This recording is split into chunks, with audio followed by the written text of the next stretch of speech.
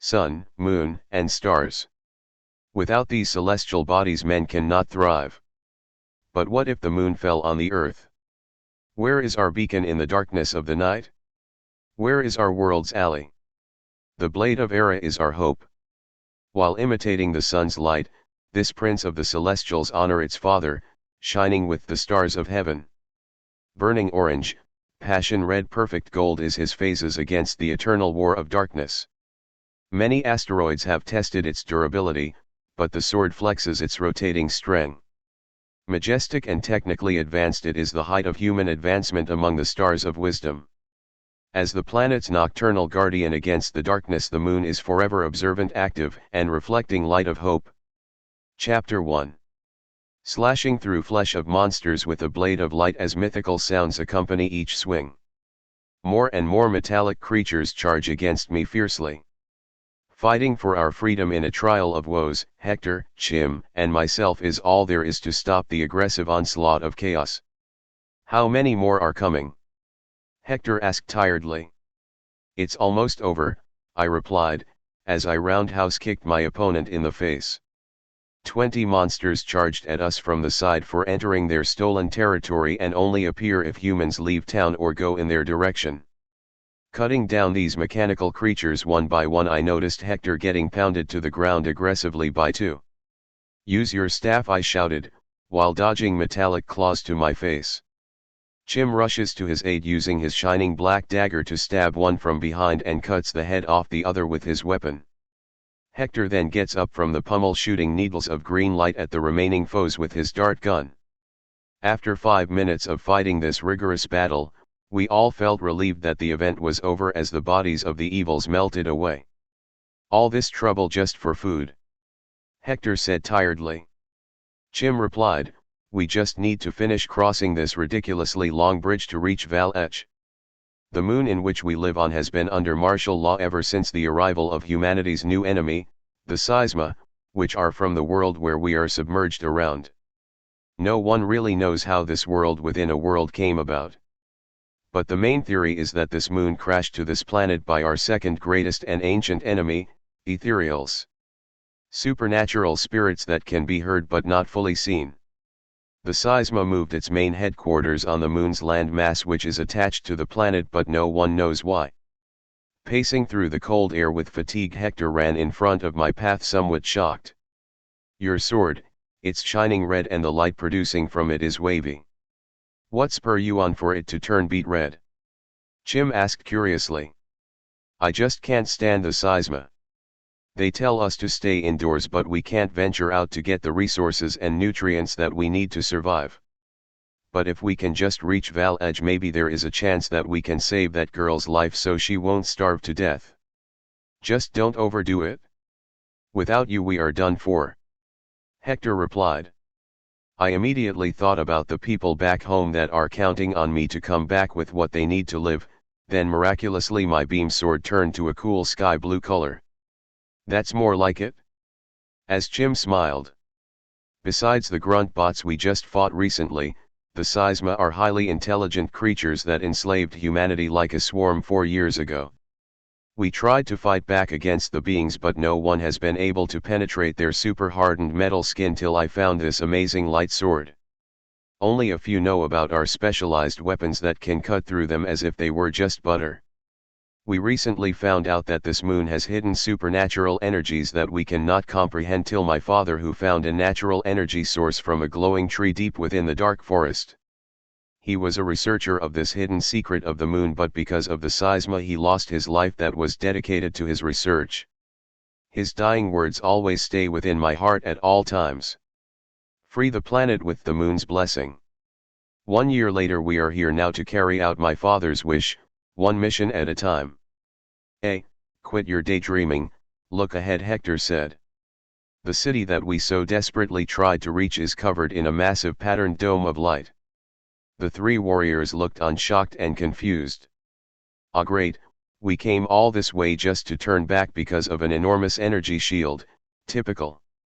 Chim said sarcastically. While they stood around confused, there was a middle-aged man with silver hair gliding toward us in the air at a steady speed. Greetings travelers, as he descended in front of us with his wind. The scoundrels blocked off the town with some kind of ridiculous barrier while I was away. Why were you outside during Iron Rule? Hector asked. Our tribe was banished before the invasion by the king of this country. We were once just simple miners and businessmen alongside the Terrains, but we were blackmailed by everyone in the city that turned on us. We take refuge underground near one of the machines that control this big thing. We notice a patrolman flying up to charge the device every week. Where? Chim asked. Like a compass, there are 3 machines on top of pillars around the city, east, west, and south. Our camp is on the far west side of the town by the power output near the Nessun Lake.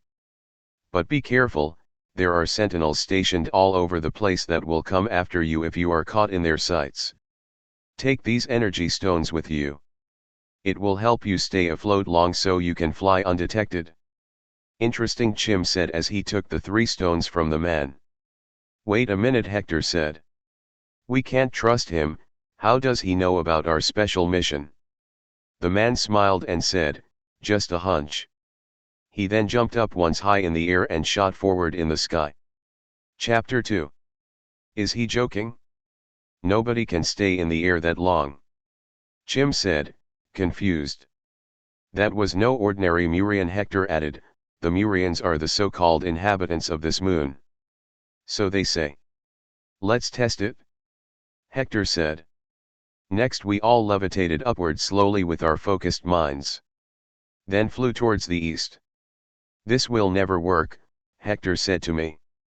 It's just a matter of time until we start to glide. Woohoo! Chim celebrated as he was way above us in the air and shot past us like a shooting star. I guess the crazy dude was right.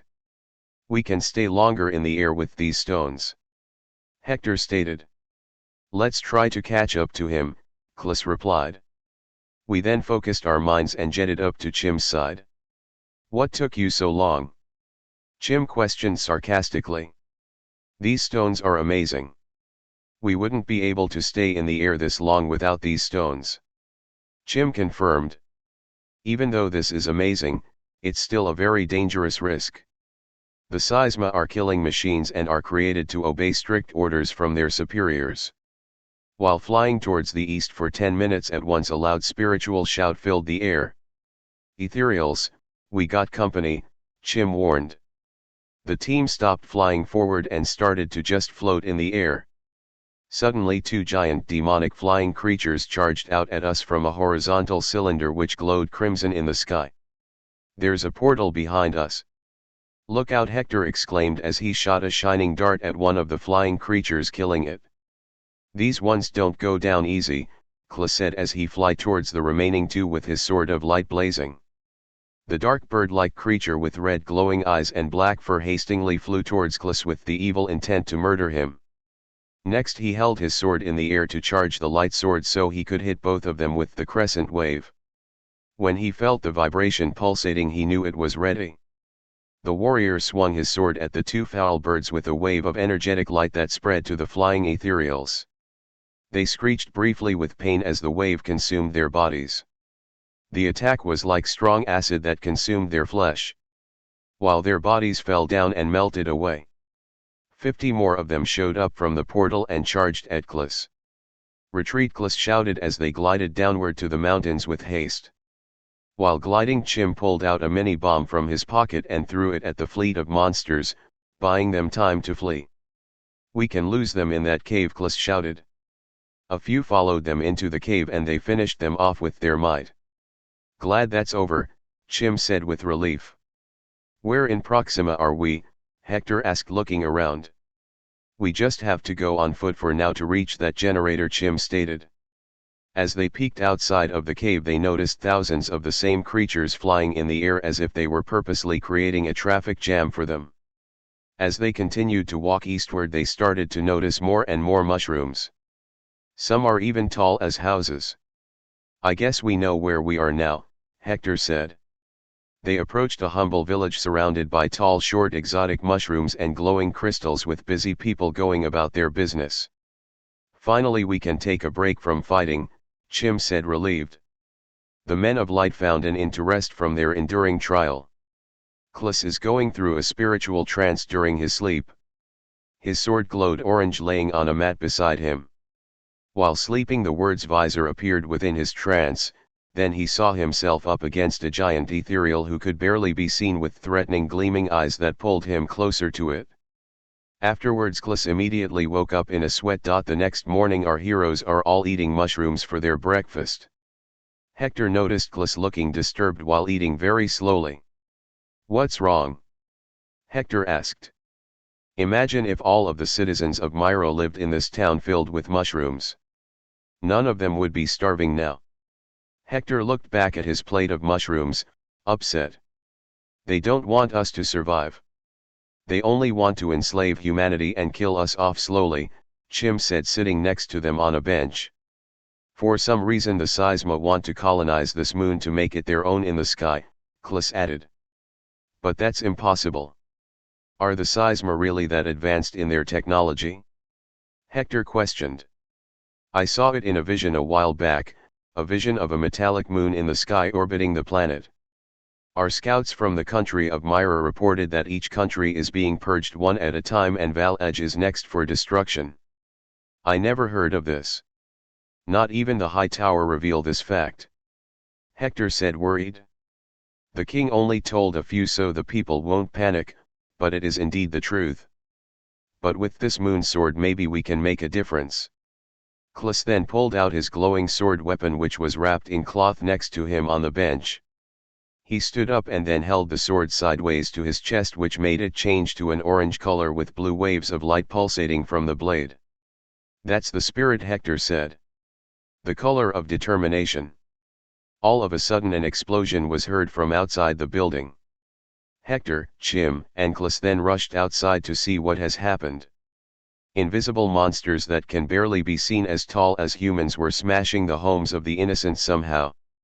"Ethereals," someone yelled. Chapter 2. "How did they get past our defenses?" someone asked, bewildered. "Purifiers won't work on these guys," Klus shouted to the group of citizens. "Take cover now." Hector aimed his dart weapon at the hard-to-see blur ethereal and shot it multiple times, repeatedly chasing out one of the monsters. "We can't see them well. All we can see is a faint blur from their bodies," Chim confirmed. Klus then started to run at the second ethereal while his sword changed to the color red. "Stay back," Chim warned. "Do you have a death wish or something?" "He's too passionate," Hector added. Klus then flew up to where the invisible giant head is barely seen, but immediately was knocked out of the air by the monster unknowingly.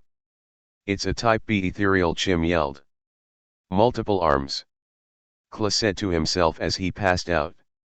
While Klus was knocked unconscious, Hector then chased the ethereal away with his illuminating darts as the crowd of citizens looked on with amazement. The supernatural being broke through the town's metal gate.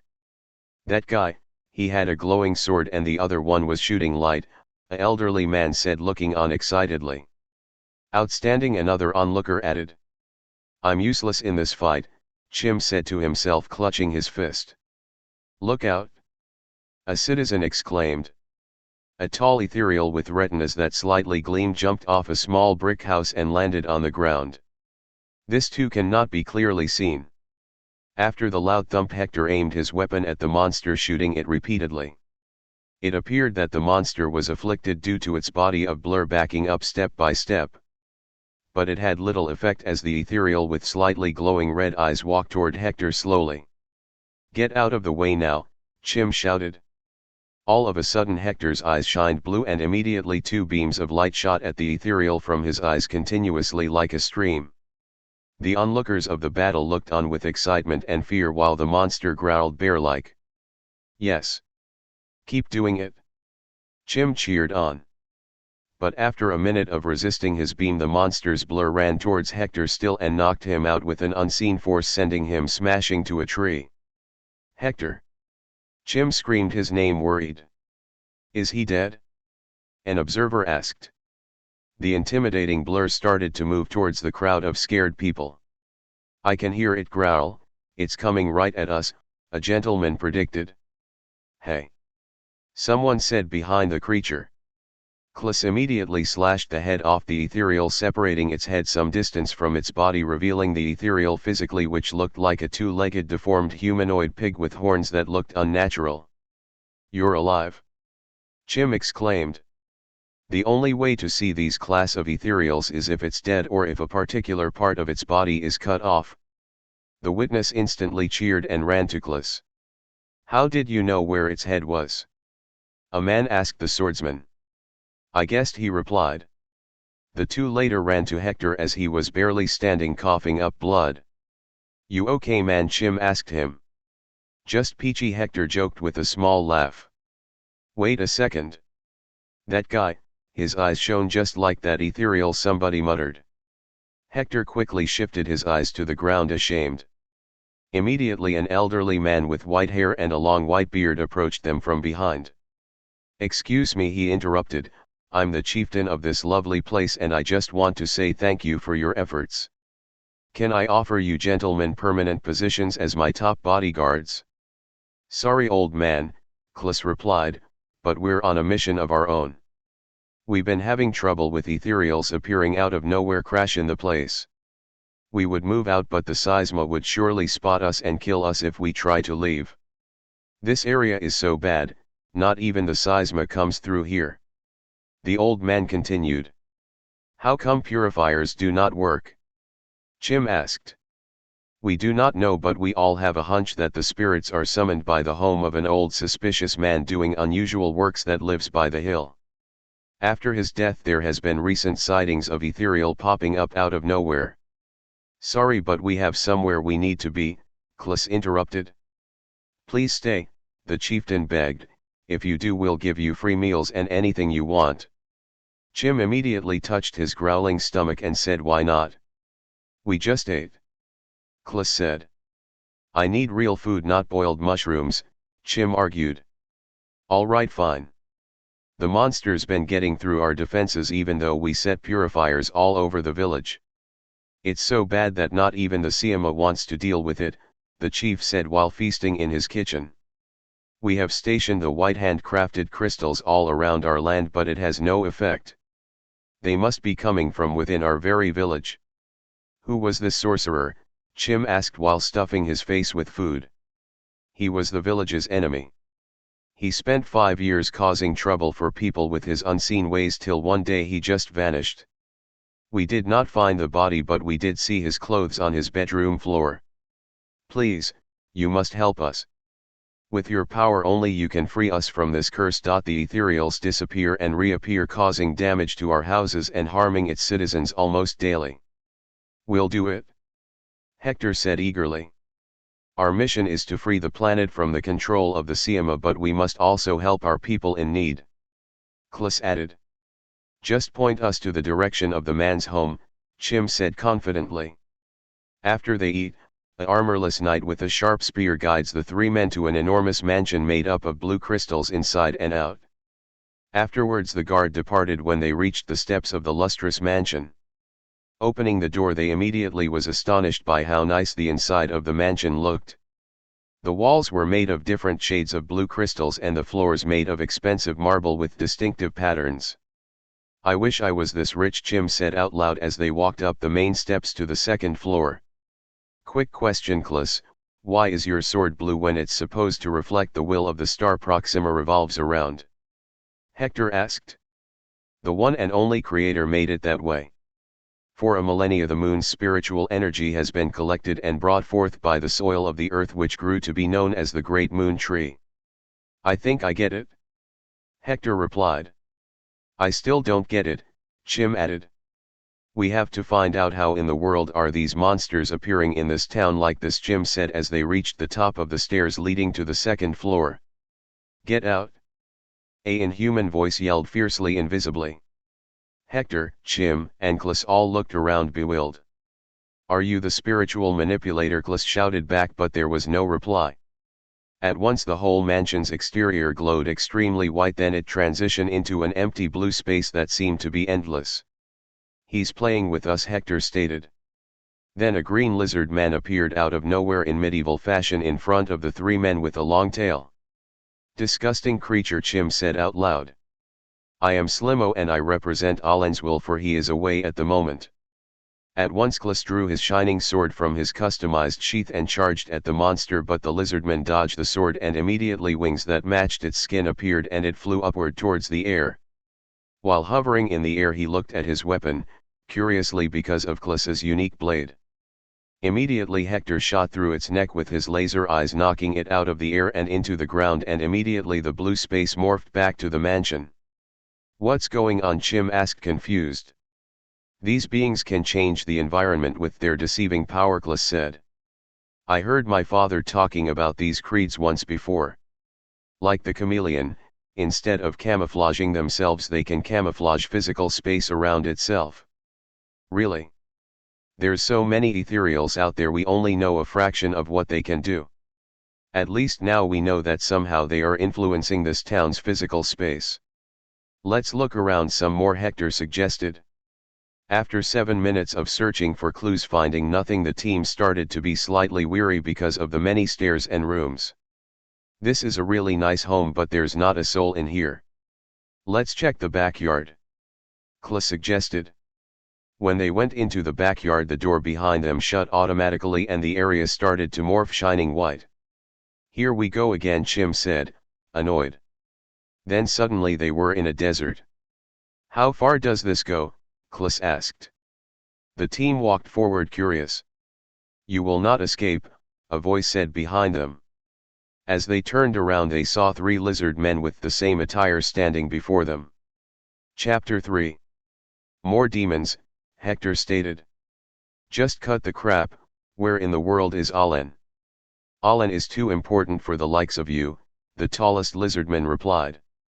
If you defeat us we'll tell you, the fattest one said, smugged. Klis readied his weapon, eager to fight as it transitioned from its base color blue turning orange. Then immediately the 3 reptilians jumped back far from them and gilded downward a good distance away from the heroes. What's wrong, y'all afraid? Chim shouted back at them. Abruptly 4 giant glowing circles appeared on the ground surrounding the heroes while the lizardmen glowed with a greenish hue. The fattest lizard man commanded, come out. Then the circles shined with a dark blue color. Afterwards holes can be seen inside, seeming to be bottomless, and creatures started to levitate out of the circles except for one. Avatars, Klis confirms. At the same time the light of the lizardmen departed. I got your back, Klis, Hector said behind him with his wrist gun pointed at the enemy looking like a humanoid cheetah with large knife-like claws. The one in front of Klis revealed to look like an average Siama unit, and the one near Chim appeared to be a smiling joker with goat horns equipped with a staff. You're a joke, Chim said fearlessly while Klis charged at the Siama look-alike. Hector shot his special light at the cheetah, but he dodged it, running away from him with high speed. It won't be that easy, the ugliest lizard man shouted with his arms crossed. The Joker demon laughed as he pulled out something that looked like a extending fist toy, then fired the fist the size of a cannonball at Chim's chest, sending his body 3 feet from where he was. This will be easy, Klis said to himself and swung his sword at the Siama's head, but instantly a patterned shield of magic covered the foe's entire body. The tallest reptilian smirked as Klis was frozen with astonishment. The Joker walked toward Chim with a big smile on his face while Chim got on his feet holding his chest because of the pain. Say hello to my Eclipse dagger. Chim reached for his waist and started to stab his shining dagger at the heart of the Joker, but nothing but water gushed out of its chest. Then Hector kept slashing its body faster as more and more water came out of each wound. The Joker kept on laughing, then suddenly Chim instead punched him multiple times over and over with his fists, making the Joker stop laughing, withering in pain. Lastly he front kicked him on the ground, leaving him beaten with torn clothes from the slashes. That worked, Chim said assuredly. The Joker got up with an angry face, then pulled out a whistle from his pocket. As he blew it, Chim suddenly had a ball and chain, which immobilized him. Now you can't move, you big bully, the Joker taunted. Chim cut the chain off, which made him free, but then another one appeared, immediately immobilizing him again. This is unnatural, Chim said angrily. You can't beat me if you can't reach me, the Joker chuckled, then materialized a cream pie. He tried to throw it at Chim but it missed. "I gotta get some distance between me and this thing," Hector said while being chased by the cheetah demon. Hector then flew up the air readying his dart gun to shoot the creature, but suddenly the cheetah eyes glowed blue, then shot at Hector with his own laser eyes technique. "What?" Hector said, dumbfounded. While the lasers shot towards Hector, Hector then shot back at the cheetah's beam. The two beams continuously collided with each other, pushing to reach its designated target. The two streaming light beams were at a stalemate, but Hector beams of light was winning as it was pushing back the cheetah's yellow beams of light. Meanwhile, Klus keeps slashing the Siama unit's exterior repeatedly, which seemingly has no effect. "What is with this Seisma? My attacks aren't working. I need to get some distance from him so I can summon the crescent wave." Klus then gilded backwards away from the avatar to create some distance. The Seisma avatar opened its mouth and shot at Klus with a mechanical dart, injuring his right arm as blood splattered onto the ground. While tending to his wound, the robotic avatar arm transformed into a cannon and fired it. "Looks like I'm done for," Klus said in his mind while in his sword stance. While the cannonball was aiming towards Klus, a female voice from his sword spoke. "Data analyzed, initializing defensive measure." Suddenly a transparent white shield of light surrounded Klus as the blast exploded on the impenetrable shield. A mini white star rotated around him. Klus was surprised, but he knew of the sword's intellectual ability to adapt during a fight. "I never thought that this will come in handy," Klus stated, looking around it from inside the shield. The robotic avatar kept shooting Klus repeatedly with its cannon, creating a racket in the desert. Chim looked over, surprised to see his friend covered in a magical white light. The Joker walked slowly to Chim with his staff, which transformed into a large double-edged sword. "No one likes you, and no one cares for you. You are nothing and you will always be nothing." Chim then punched the young man who looked exactly like him in the face, knocking him back a little. "You may be my brother, but you are an enemy." Chim's brother spit a bit of blood, then walked away from the room. "I wasn't born with talents, no gifts, no dreams. I'm as plain as they come, but my older twin brother surpasses at everything he does, especially when it comes to fighting. That's it, I've had it. I will one day become stronger than he is, then stronger than anyone in the world." Youthful Chim then walks to a mirror, looking at his reflection.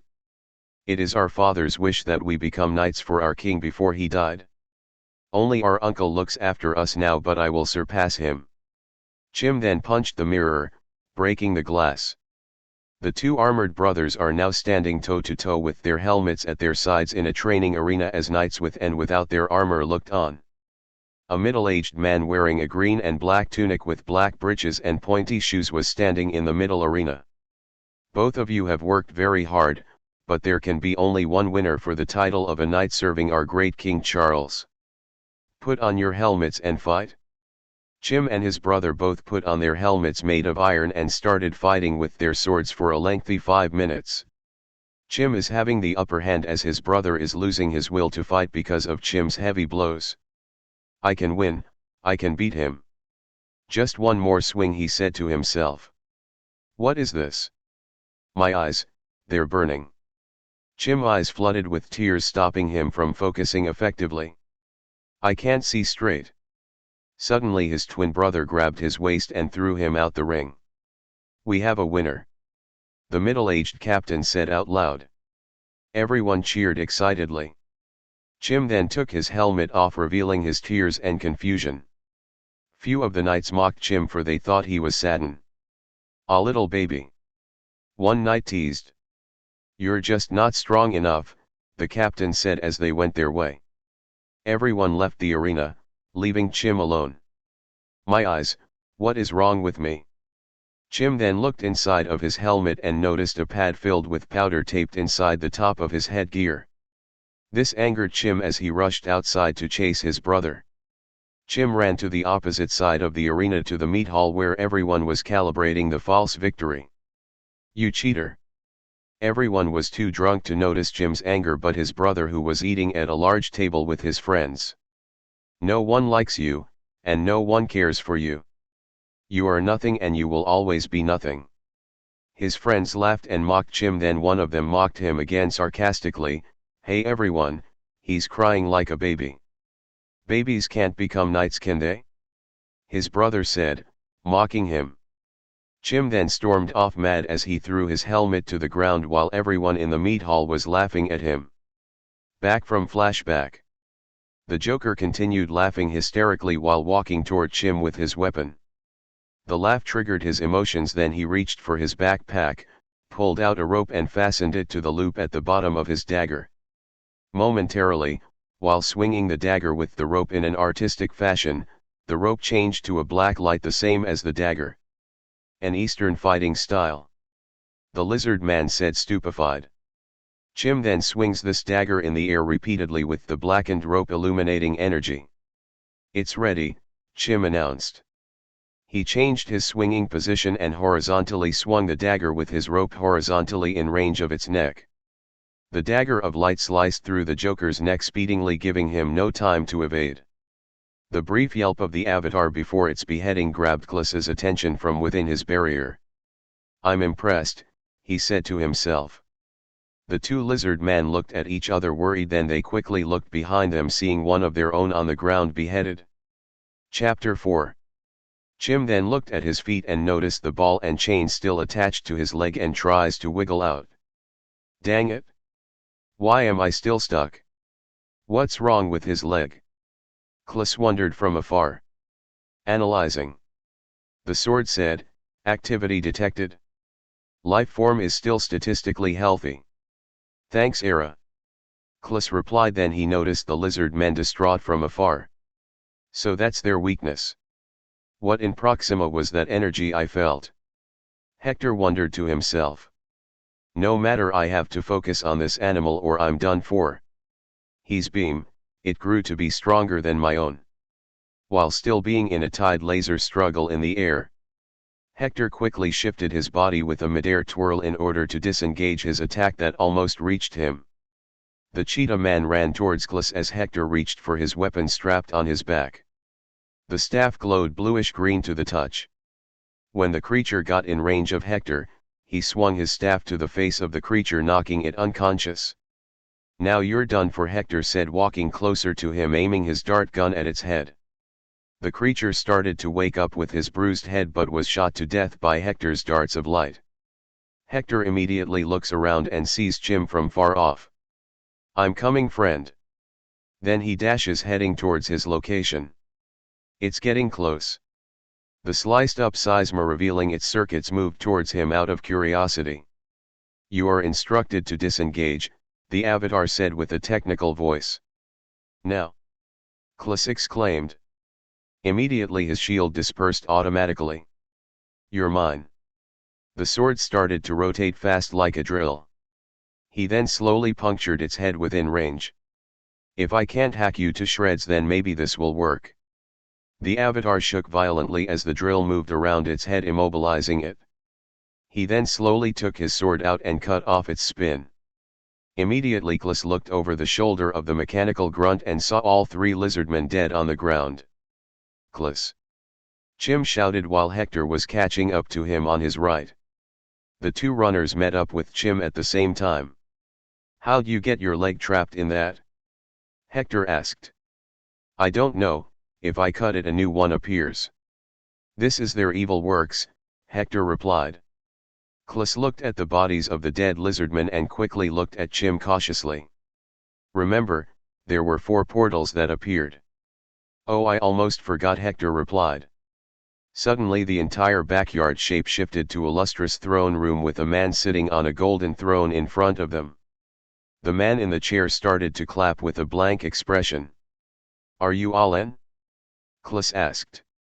The man wearing lavish attire stands up, then walks slowly to the 3 from on top of the stairs. "I am," he answered, walking towards them. The team got in their own fighting stance with equipped weapons, preparing to fight. "You're human like us," Klus exclaimed. "Why are you releasing ethereals in this humble village?" "Because I am one of them."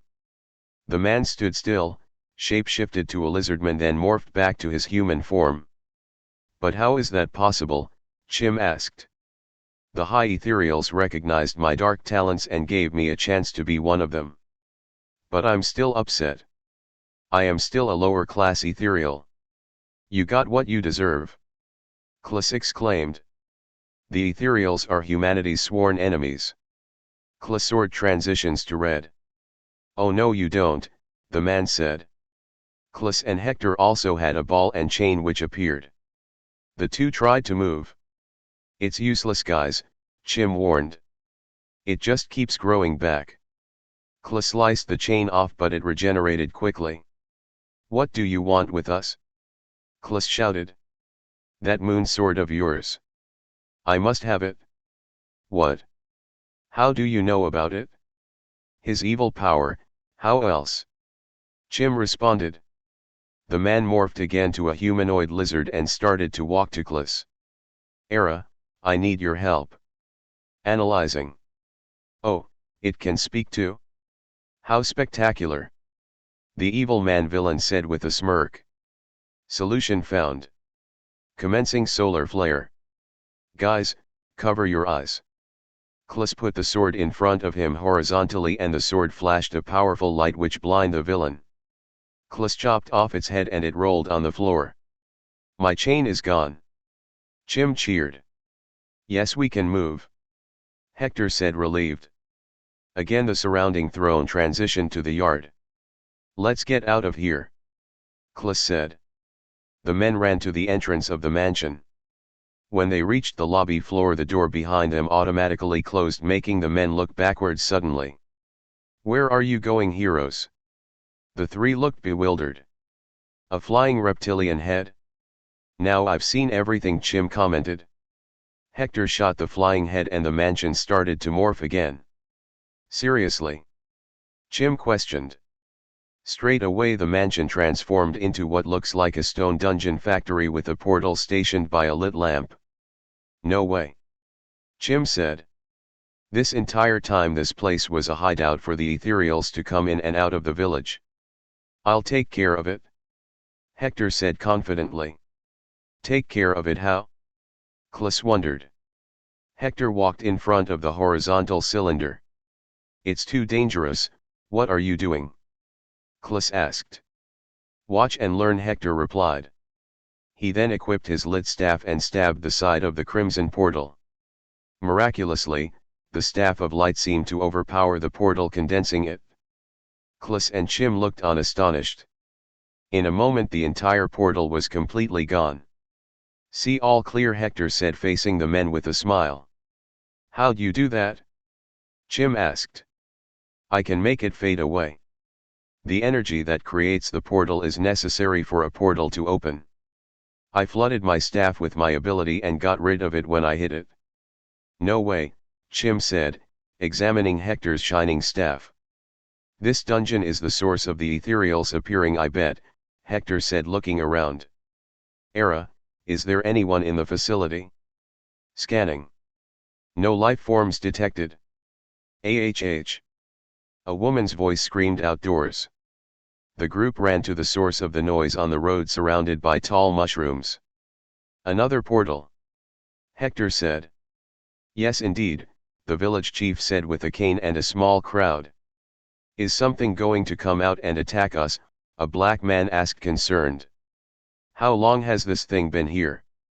The tallest among them wondered. Stand back. Hector once again vanquished the portal to nothingness while the crowd stood there amazed. You locked the gate to the other side, one person confirmed. He saved us all, another said joyfully. What exactly happened in there? The chief asked. Klus steps forward beside Hector. We found and annihilated Alen. The crowd looked relieved. He was somehow controlling this physical space with his evil works and even his mansion was a cover-up. You did us a great service, Sonny, the chief said. Please spend the night with us. We may be under iron rule but we have plenty of mead. Sorry sir, but we really have to get going, Chim interrupted. 3 knights riding horses approached the chief of the village. Are there any more ethereals in the village? We searched the entire area. Not a single one, the knight responded. Good. The old man approached the staff user closely. "You're from that missing tribe, aren't ya, sonny?" Hector's eyes looked surprised then ashamed. "Go to the ancient Murians for answers. You're not as bad as you think. Big Zara can't, give these 3 men your horses. They have a world to save." "I. Goodbye," one girl shouted. "Thank you for saving us." On horseback, Klis waved at her as the villagers cheered them on leaving the entrance of the village. Chapter 5. What's eating you? Chim asked on horseback. "That girl, she reminded me of Lana. The one who saved my life." "Oh really?" Chim said, munching on mushrooms while on horseback. "You're such a pig," Hector teased. The men rode their horses on a brick road between a grassy plain with haste. "Sir. Warriors. Can you please spare some coin?" The men did a U-turn and faced the starving man. Klis reached into his jeans pocket and threw him a golden coin. "Thank you so much, sir," the man said excitedly. The team continued to press on. "Please wait." The horsemen pumped their brakes. "It's the iron rule. We're starving and are on our last legs." Klis threw the woman a coin as well. "Thank you, sir." While on horseback, Chim turns to his right. "Klis, it's going to take a little while until we reach that generator even on horseback. Why don't we rest in that abandoned home?" he shouted. "Sounds good to me," Klis answered. "I need food." Another man ran in front of the horseman on foot. "Where are you from?" Klis asked, stopping the horse. "My family own a farm nearby, but my money is missing." "How, you have your own goods?" Chim asked. "I don't know, but my family have been hoping somebody will come by along the road so we can ask for help." "All right," Klis said, reaching into his pocket yet again. Klis, you do realize that we are on a tight budget." "It's okay," Klis said while tossing another coin at the man. "Wow, thanks mister, let's go, I'm tired," Hector interrupted. The 3 men arrived at the abandoned wooden home that was messy but still furnished. Hector and Chim are playing cards as Klis is looking out the window as the red star Proxima revolves around sets. "Ethereals, I can't stand them. They're just as bad as the Seisma," Klis said, looking at the star. Then he looks towards his left outside and sees a massive hologram projected from a high tower. The hologram displayed a humongous chart of logical statistics of Seisma's mass tyranny. "Our defense is dwindling fast," Klis said while looking at the tower. "And the nations controlled by them are increasing. We are fated to lose."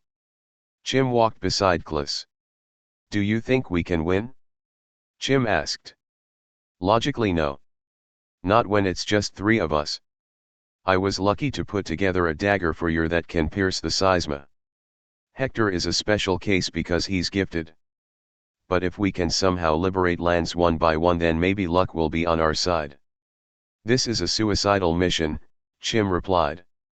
"But I'm in," he said with a smirk. "You're strong as always, Chim," Klis said. "Your weakness is your strength, son. Now swing the sword with feeling." Klis swung the sword with all his might at a chunk of metal standing upright behind a bricked home. SWSSH. The blade cut through the metal with its supernatural sound as if it was butter. "Oh boy, we have a long way to go. It's like you're not even trying." "This is lame, Dad." "Cool but lame. I've sliced through hundreds of tin cans but I can't make it change color." A man with white hair with a white goatee wearing a gray medieval tunic walked towards his son. "Don't you care about something other than Knight's Ball? You need to pour your heart into the blade." "What's the purpose, father?" "I'm going to go and strike down every Seisma I see. We have to strike now before we are overrun." "Did you see the tower?" Klis's father puts his hand on his face, disappointed. "Take a break. Dinner will be ready in an hour." Klis walked out of the castle town with his sword tucked away. "Weakness is my strength." PFF, what does he know? "Klis. Can you play with us?" Klis turns around and sees a teenager with a knee-length tunic and a helmet. Orvin. What are you doing here with these youngsters? We're playing and you're on my team. The young man gave him a plastic sword. Alright, fine, but when you're done I want you all to go home. It's dangerous for you all to be out here. Don't be such a buzzkill, one teen teased beside him. The players lined up on opposite sides with their fake swords. In between the team was a humongous ball sack. On guard! Orvin exclaimed. Ready, go! The 5 vs 5 team began to swing the giant ball with their swords. When the ball bounced to Klus's direction, he passed the ball to his teammate on his left when he swung his fake sword. Assist him! Klus shouted. Everyone on his team ran to him and whacked the big ball, making it roll towards the goal. Here they come, Orvin confirmed. Their opponents countered the boys by hitting the sack with all their might to push it away, but there were only 2 of them. The ball rolled straight past the 2 as it reached the goal. Klus's team cheered. Hooray! Nice hit, another player shouted. Okay, let's take the ball back to the center point. The team again are lined up on opposing sides. Ready, go! A player shouted. The player whacked the ball with all their might, but this time the ball was close to the other team's goal. Come on, Klus, his teammate shouted. It's going to go in. Klus whacked the ball out of bounds by accident as it rolled down a hill, carrying it away. Everyone stood still. It's starting to roll too far. Everyone go back through the castle's gate. Amen. Buzzkill. We don't have to listen to him. Just do it, I'll retrieve the ball, Klus stated. The sack rolled fast onto a lake supported by an enormous crater. Oh, just great. Klus runs to the crater filled with water and tries to reach for the ball drifting away. You are expected to be indoors. Klus turns around suddenly. Ah, a buckethead scout. Just what I was looking for to test my real sword. Klus brought forth his blade that shined blue. A typical lower-class tin can. I can handle you. Suddenly 10 Seisma units looking exactly the same robotically walked towards them. You are expected to be indoors. One of them spoke. Klus slashed the one directly in front of him effortlessly. I'm outnumbered. The Seisma shot at Klus immediately with their spike guns, forcing him to jump in the massive crater of water. But the shots went through his leg and arm while he tried to swim away. Blood flooded around him wherever he swam. My arm, it hurts so much, but I have to reach that boat. Klus forced himself to swim underneath, reaching the random canoe boat. When he caught his breath, he right away noticed his enemies chasing his father on board. He must have been looking for me, Klus said in his mind. Dad! Run! The hero's sword started to ignite blue waves of energy pulsating. The moon sword, it's imitating the waves from the lake because of the tide. But what can I do? Analyzing. Era said. Klus looks on the chase worried. Weakness into strength configured. Projectile active. The waves started to move quicker. Wait a second, did the sword calculate everything I said since I spoke to my father? Affirmative. 2 gunshots of the Seisma alert Klus from afar. No. The sword magically transitioned to beat red and the blade shot a red blast hitting the lake, causing an eruption of water. Error. Automatic targeting adjusted. Era said. Few of the Seisma units stopped to look on. It can fire like a cannon? Correct. Era confirmed. Klus then pointed his weapon at the units pinning down his father. On guard. Fire!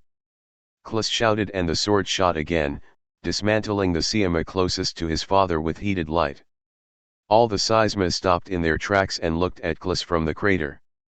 Klus shot 2 more Seisma units, killing it, and the rest retreated. Dad! Klus shouted, seeing him on the ground in pain. Klus then swam with his wounded arm and leg, then limped to his father, injured. You've looked better, son. But I see that you have learned your lesson. I'm going to live. It missed my vitals. We've both had better days, Klus said with his red sword pulsating light waves. I'm proud of you, son. Remember to trust in the sword with your heart and strike your goal with your heart. I get it now. Come on, let's get us both to someone that can heal us.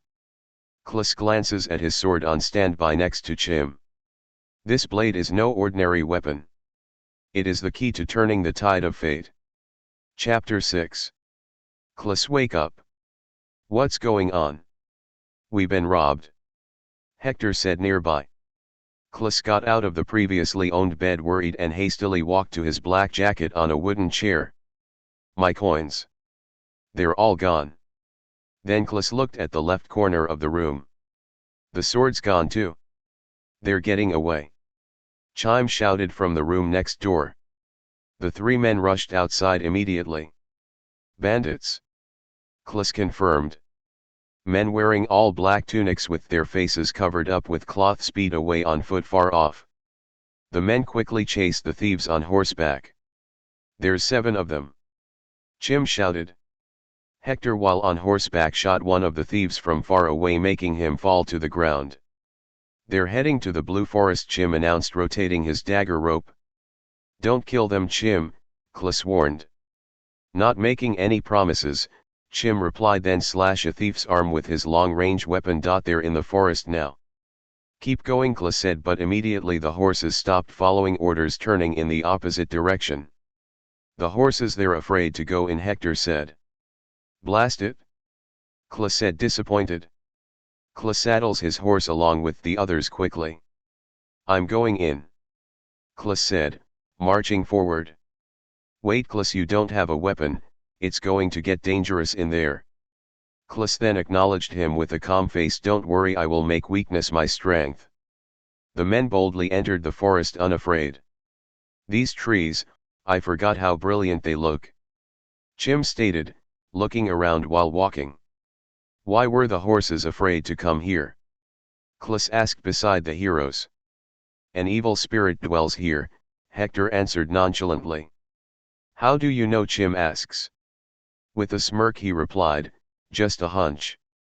Thankfully the forest is not that large. What was that? Chim said. It's coming from the west. Klis confirmed. The team ran further within the woods. A bear. One of the thieves shouted frantically. Ha ha, serve them right, Chim taunted. The bandits slashed the bear with their daggers, but the creature overpowered them with brute strength. The leader of the criminals was tossed violently with his leg from the creature's jaws. It's coming this way, Klis warned. The bear randomly charged in their direction fiercely. Hector briefly shot the ground in front of the bear with his eye lasers. This startled the animal, making him retreat to the nearby bushes. Nice job, Hector, Klis commented. Chim walked towards the bewildered fools as they caught their breaths. Stop, stop, we give up, the thief said, who was tossed by the beast. The thieves froze in their places, surrendering themselves with raised hands. Give back the sword, Klis said, walking towards him. Give us back our money, Hector said while pointing his weapon at one. I am the king of the bandits, or so they say, the man proclaimed. He then took his bandana off slowly. Wait a minute, you're Donpa, Chim said, surprised. We been on the run for days, getting by on scraps because of the iron rule. What's your point? Klis questioned. Don't you have any sympathy? We don't have time for this madness. We're on a mission to liberate Valj so that the other kingdoms can trade goods. The same goods that you've stolen from those farmers, I bet. Abruptly a massive flock of blackbirds surrounded the men. What is with this forest? Chim asked, fighting off the creatures.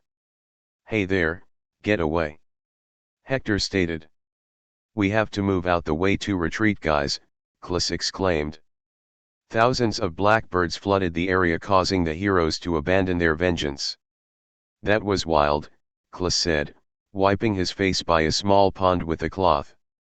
Wait a second. Where is Chim? Hector asked, concerned, looking around. All that's here are blue trees, he could be anywhere.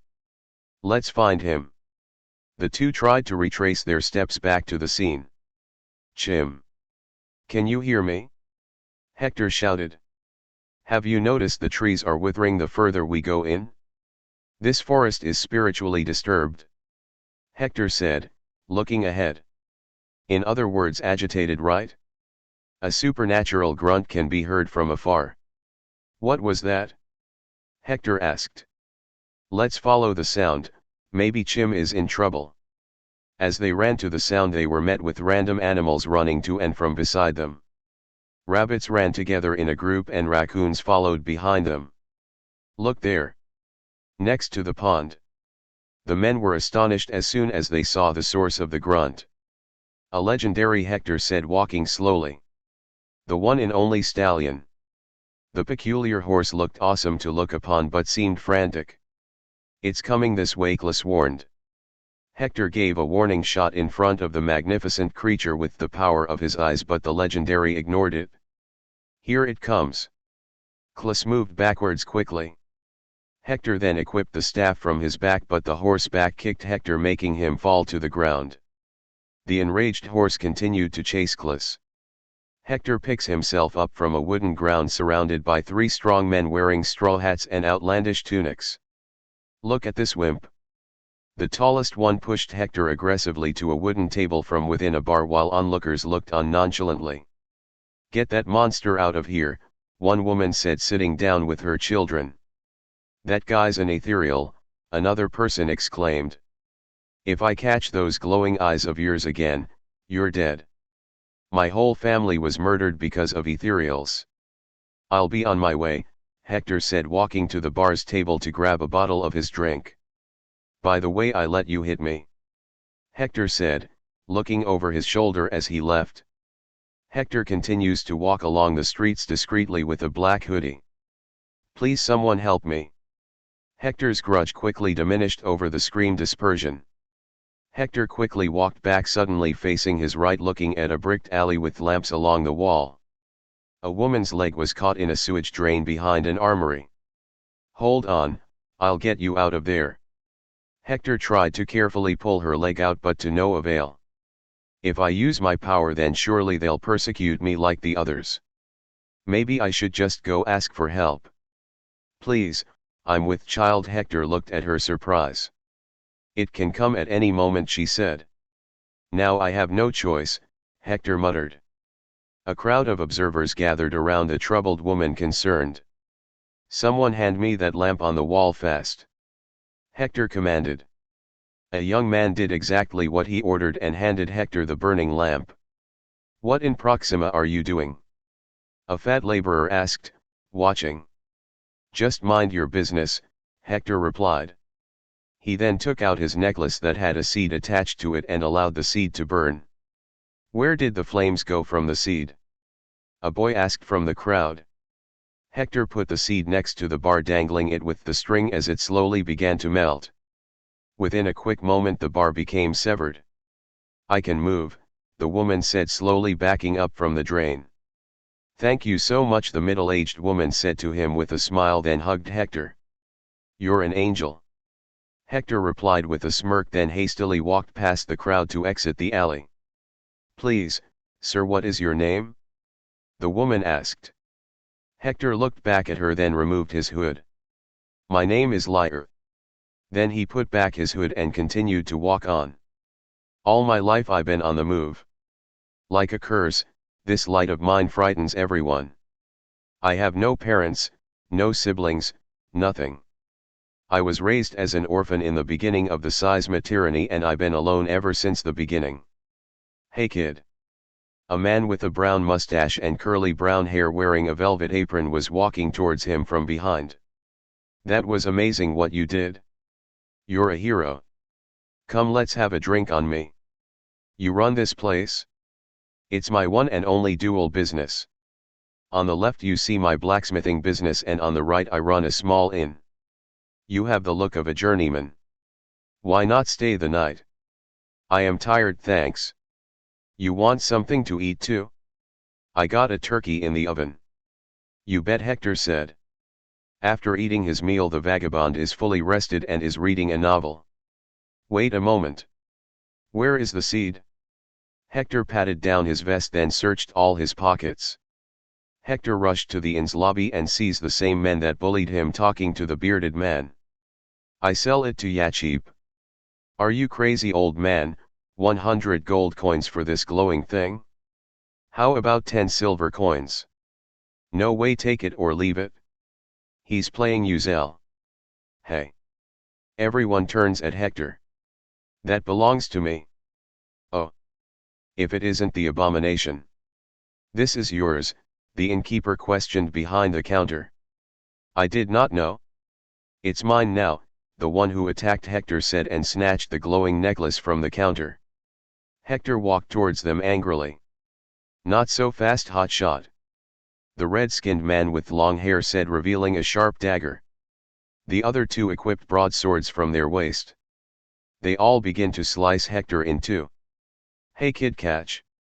The innkeeper tossed Hector a wooden staff. Hector held his own against the three by dodging and striking the three as he could. The long-haired man sliced Hector's wrist, revealing blood, but Klis countered by thrusting the wooden stick to his face. The oppressor Zell horizontally swung his weapon, snapping the staff in two and at the same time dropping the C with his left hand. "That was an antique," the innkeeper shouted.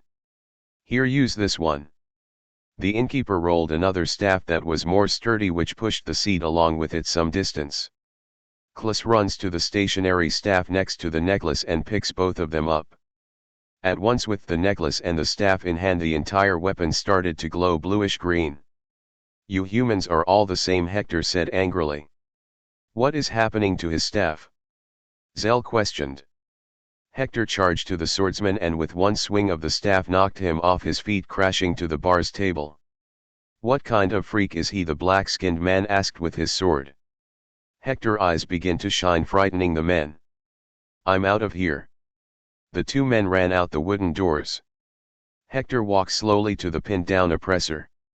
Wait, I have money, I'll give you all I have." "Just don't kill me, you monster." Hector lowered his weapon slowly and the fool quickly retreated and the light of his eyes retracted. Hector walked to the innkeeper that was behind the front desk that looked astonished. "I never seen anything like this today." "This is yours." Hector extended his arm with the staff. "Keep it, it suits you." Klis walked towards the wooden doors with blood dripping from his hand. "Hey tough guy." Klis turned around melancholy.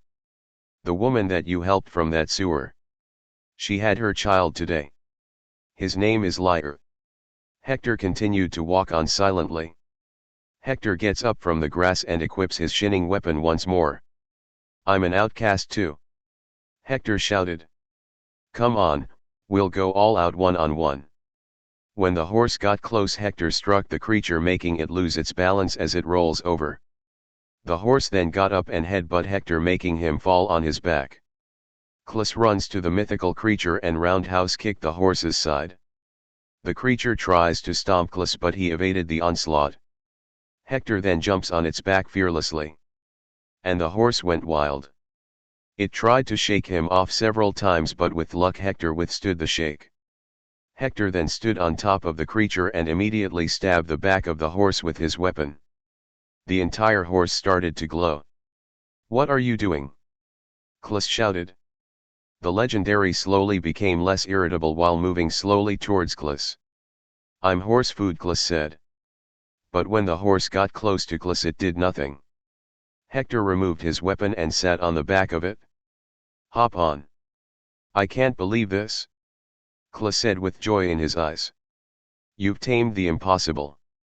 If we are on this suicidal mission, then we desperately need as much help as we can get." Hector reached out his hand towards Klis to help him sit on its back, and the two steadily rode off in search of Chim. Chapter 7. This legendary. "It's like she wants us to tame it," Klis said. "It can sense that the forest is out of balance somehow. It wanted to test us, it seems." Hector replied. "There he is." The horseman sped towards a new area of the woods, but all the trees were withered as random animals ran randomly. "Chim!" Hector shouted. "You're just in time to help me kill this dirtbag." Chim notices the horse and his eyes widen, surprised. "This is a big blessing. Is that the nice catch? Don Donpa stated with his dagger drawn next to two of his hinkmen. Klis jumps off the horse and walks towards him. Give back the moon sword. Why, we're all dead anyway. Don Donpa pointed his head upward slightly. What in Proxima? Klis said, looking up. A white ringed satellite the size of a mid-size pond hovered above them. The horse began to grunt loudly. Whoa, one of the thieves said, surprised. The aircraft dispenses acid like rain everywhere it goes. Don Donpa said. If you take the time to kill me, then we are all one step away from being gassed. Just shoot him, Hector, Chim said. You need to get to the generator, right? We know how to shut it down. We don't need your help. Chim interrupted, well, just hack it down. And you think that it will be that simple? The generator is equipped with a self-destruct sensory. If you get near it, then you will explode. He's lying, Hector said, aiming his handgun at his face. Wait, Hector, Klis, we have to turn weakness into strength. The satellite begins to open up its circular opening. Dang it! We have to destroy it. Give me the sword quick. I'll let you live if you help us shut down the generators. The bandit reached in his plastic trash bag and gave back the moon sword while everyone stared directly up at the hovering machine, worried. Era, enable target mode. Acknowledged. Klis positioned the sword towards the craft. Take cover, guys. Just shoot it, Klis. Hector shouted. Multiple lights shot at the technology, making it explode more and more each blast. The craft spiraled out of control, breaking into many parts, then crashed to the ground nearby. Clap. You did it! Chim exclaimed. Everyone gathered around Klis excitedly. I never saw anything like that in my entire life, the King of Thieves stated, staring at his shining blue sword, then at the legendary horse. You three saved the entire forest. The King of Thieves bowed his head out of respect. It will be my honor to help you, sir. His hinkman saluted Klis with respect. All right. Klis said near his horse outside Blue Forest, give the farmers their coins, then we can shut down that generator. Right away, sir, Don Donpa answered, then turned to his accomplices. Pinky, Donut, give them back their coins. And meet up with the rest to give back every cent to the homes we stole in the area. But my lord, I have spoken. The men reached in their pockets and gave back the exact amount of money they've looted from the heroes.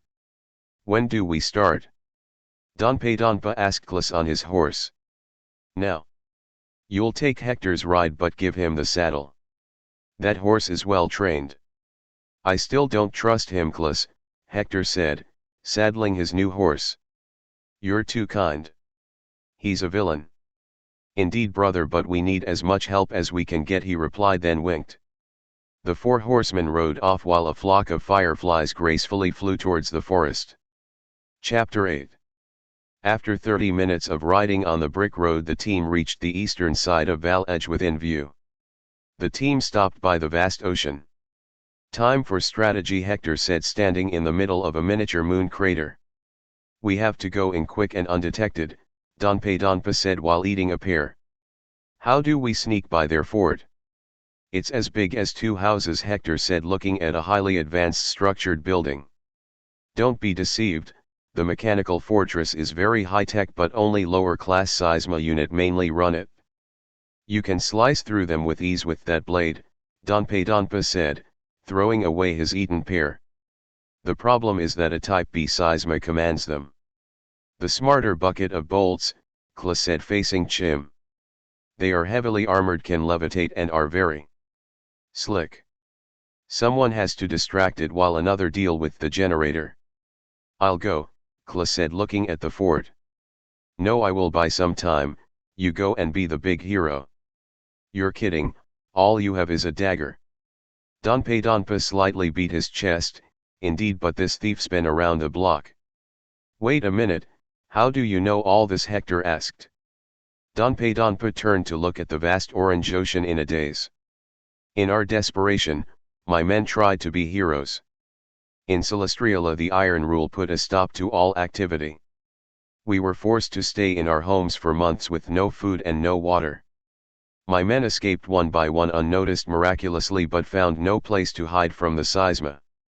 Styathi, Chim interrupted. I had 100 men on my team, but the seisma murdered most of us when we tried to liberate the citizen from outside the city. Only a few of us survived. Donpa turned to Klis. Luckily we've stolen a blueprint of all their plans from their light-up projectiles. The one you slashed with your flying dagger drew and analyzed everything from the mechanical facility stationed near Celestriala. I guess even thieves can come in handy, Chim said. Chim, Hector, you will draw the lesser seisma tin cans from the entrance, it should not be that many. Klis, you will be on standby until I give the signal to hack the device up top to shreds and I will deal with the captain. You got a death wish or something?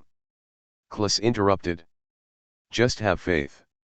All right, let's go, Klis said. Hold on, why are you doing this? Hector asked. I am the king of thieves, but not a king without a heart. Just wait for my signal. Move out, Klis said. Hector and Chim are standing on the moon's dry and rocky surface in front of the fort's gate. Why are we doing this again? Chim asked. I'm fighting because I have nothing to lose and to pass the time. I'm fighting to prove that I'm the strongest in Proxima. Chim equipped his dagger as it immediately started to shine. I am a shadow that blots out artificial light. Hector smirks and equips his staff. I'm just a seed branching out for a challenge. His staff glowed bluish green. What's taking so long? Klis said, floating by the side of the mechanical tower and the massive transparent barrier that covered the entire city. I thought he would have signaled by now. 2 flying seismas equipped with jetpacks flew past the fort as if they were birds. Whew, glad they didn't notice me. Come on already? Chim said eagerly. Something's not right, Hector said. I'm gonna go in. Don't be foolish, man. They have cannons instead of dart guns. All it takes is one shot and you're dead. Immediately the metal doors opened electronically. Seisma units started walking speedingly out the entrance. A very loud alarm can be heard inside and outside of the facility. Here they come. Fire and smoke started to come out of the fortress windows. Hey, over here, you bucket heads! Hector shot the first seisma in the head with his I-beam technique. Chim with his attached dagger ran some distance apart from Hector, twirling his blade, then toss it at the heart of another mechanical soldier. You are expected to be indoors. Terminate! Terminate! Their enemies chanted. It's starting, Klis said, equipping his light sword and watching smoke coming out of the building. I guess I can't judge a book by its cover, he said with a smile. Seisma unit ran towards the men, some with cannons, some with metal rods for stabbing. Just like we planned. I'll shoot down the gunner types, the others are all yours. Hector continued to blast soldiers and Chim ran to the action close and personal, slashing the predictable machines. Come on, I don't think they take any more tin cans. Klis looks unworried. That's it, I'm going in. Klis descended slowly to the back of the seisma's territory. I'm going in. Klis said, running to the burning building. This place, it looks unimaginable. Klis looks around at the highly advanced yet burning facility. Holograms were along the walls of the place with an unknown language, and many charts were projected as well, all in grey light. Donpa. Klis said, coughing and covering his mouth. Donpa, where are you? While walking forward, Klis notices a separate room unburned on the far side and marches there with his radiating sword. Warning, heat level rising. Please evacuate. It's alright, Era, we're on an assignment for Pops. Klis kicked the door open and was immediately bewildered. Donpa. The thief was on the ground with a device in his hand while a seisma captain entered in commands using a projectile for communication. The probability of your survival is 0. Its voice sounded half robotic. You killed him. The captain continued to type as if he wasn't there. You knave. Kl's sword transformed to the color red. I will avenge his death. The robot stopped typing and turned around to view Klas at last. The lifeform had metallic green armor including its head, chest, and legs, which were designed eloquently but blocky. Its feet had only 2 large toes made out of metal, and it had 5 metallic fingers. Its face was otherworldly, as if it was half human and half machine. Welcome, human. Your calculations are all wrong. I am destined to uproot you kind. The living machine laughed, mechanical sounding. We've enslaved your species for months now, and not one of your kind put a dent in us. You're just a number in the system. No one has informed you of what this blade can do, Klas said, positioning his weapon. Then you're just a bug in the system destined to be outsourced. The captain summoned a metal rod from within its arm and it ran towards Klas. Klas chopped the rod in 2 with his sword. Ha, too easy. Klas slashed the mechanical robot with a horizontal attack to its chest plate. Is that all? The captain said, stretching his arms. Klas continued to slice its chest multiple times, but the seisma produced another rod and swung at Klas's body, making him slam to the tech-savvy desk. Is that all you got? His cuts, they're repairing somehow. Fire started to seep in from the sides of the wall. All right then, take this. Klas aimed his sword at the captain. What's going on? Energy depleted. Klas' eyes lit up in shock. Oh, that's right, I used up its shooting capability, firing at that spinning satellite back in Blue Forest. The mechanical android then aimed its left arm at Klas, which transformed into a type of projectile. Era! Klas shouted, getting up. Suddenly multiple rings of white light fired at Klas, but again his shield protected the warrior, shielding him from the explosive threat. The same white star circled around Klas from within. Critical, energy running low. A light shield? The seisma unit said curiously. I can't kill him unless my sword is charged. Only the crescent wave can kill it, but how? I know what. Era, can you keep this thing going apart from you? Positive. Good. Klas turned behind him and slid his sword at the flames nearby. Only the blade was covered by fire. Throwing in the towel already? Typical stupid human. The seisma captain kept on firing the barrier over and over, and each time it made a powerful explosion. The shield started to dissolve by being less bright. Why is this not working? The captain walked up to the shield, casting off his old rod and producing a brand new one, while flames continued to seep through and melt the walls. The android swung its weapon on the barrier, but it was as hard as a brick. He continued to hit the shield, but to no avail. Era. How much is your charged power? 40% charged. Era confirmed. Dang, that's not enough.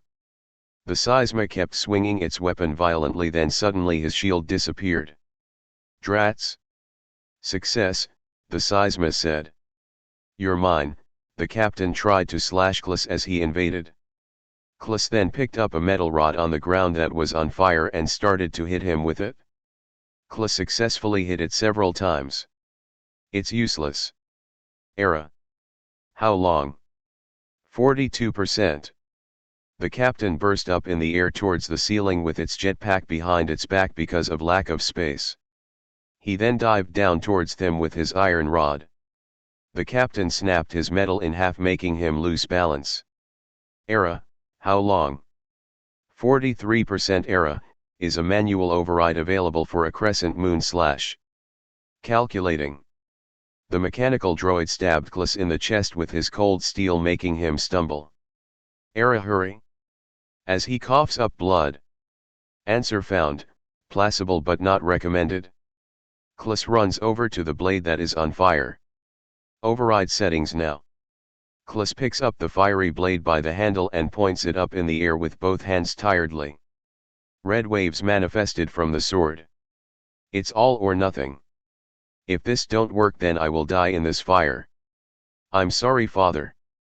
The seisma captain started to run towards Klas, aiming his rod. Crescent moon attack ready for use. It's ready. Klas swung his blade down with all his might and the crescent-shape attack manifested red energy. Does not compute. The seisma captain said as the blast went right through him, making him explode and the metallic wall as well. Let's get out of here era.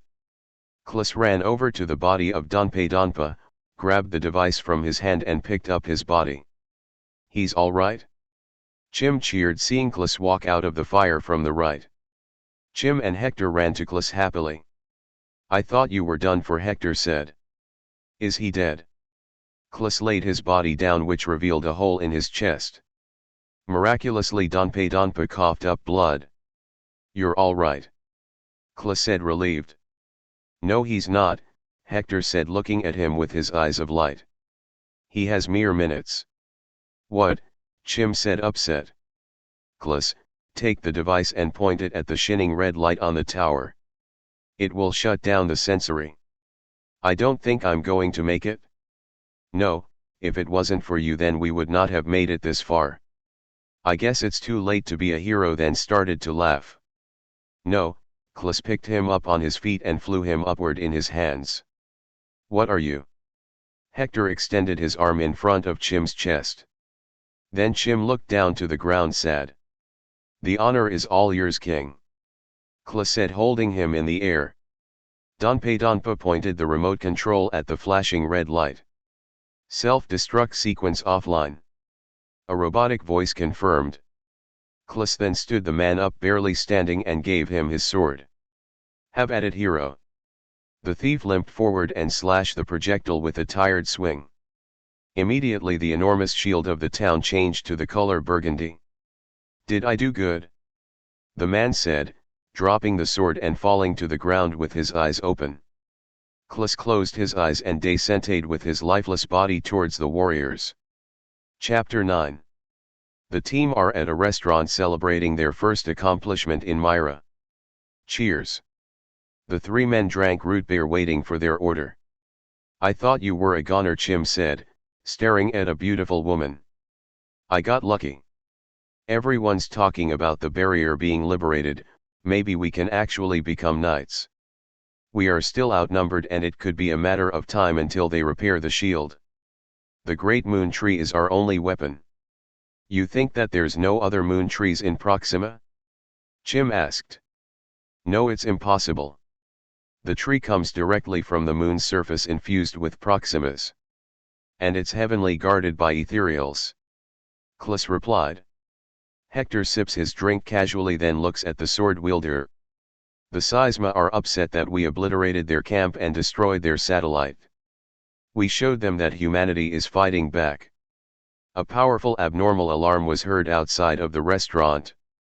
About 25 people rushed outside the double doors and began to look upward at their right. Oh no. One person said, frightened. My parents live in Kilika. Dang, Chim said. Another country was captured. The people looked at the high hologram diagram of the continent's captivity. One by one, we fall to the seisma rule, someone uttered. Hector looked on calmly. I hate to say it, but liberating Val Edge is just a small accomplishment compared to this massive chart. Klas clutched his fists and stormed off away from the crowd. Klas. Where you going, man? We still have dinner, Chim yelled. Don't wait for me, Klas responded, disturbed. He's back, he's back. Two kids notice Klas approaching the yard of a humble home made of bricks. Orvin, what's up, dude? Klas rubbed his head. The little girl hugged Klas. Take these coins, they belong to Donpei Donpa. Donpadpapa. That's a funny name, Orvin said. Klas gave the girl gold coins. Now go show your mother. Klas said. Yay. The child ran in the house excitedly, followed by the teenager. The swordsman of light is at his front yard within the castle town, observing his house stationed within a large moon crater. We have such a long way to go. How can we beat them, father? Klas walks in his home dismayed. While sitting on his bed inside of his oval-shaped room. This makes us even, that girl saved my life when I almost drowned. I try to turn my weakness to strength by becoming better, but it's never enough. Klis noticed that the sword that illuminated the room changed color immediately. The blade on standby shined white. What in Proxima? Klis stands up and walks towards the shining blade. Era, is that you? Klis takes the sword off of standby. Era, why did you turn white? Analyzing. Unknown. Is it because I engulfed the blade with fire? Klis asked in his mind. At least my room has a new light. Klis put the sword back on standby mode and fell asleep. A vision of the great moon tree appeared, expanding, then suddenly the vision began to darken until there was only black. A small vision of Myra emerged from the middle and expanded. The footage revealed Myra being engulfed by flames. Klis woke up quickly, sitting up from his bed. Unknown life form detected? Klis gets up from his bed and holds his glowing blue sword. Era, where is the life form? Scanning, nowhere to be seen? Era, she went back to her usual color. Klis rushed to his closet and put on his usual jeans shirt and jacket. They say I dress funny, but I like it, Klis said, fixing his hair. He then ran out his dome of a home to the entrance of the town. A fully dressed knight stood in the middle of the gate. Hey, where are you going? It's way too dangerous.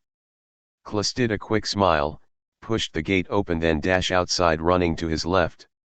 Fine, if you get killed it's your fault.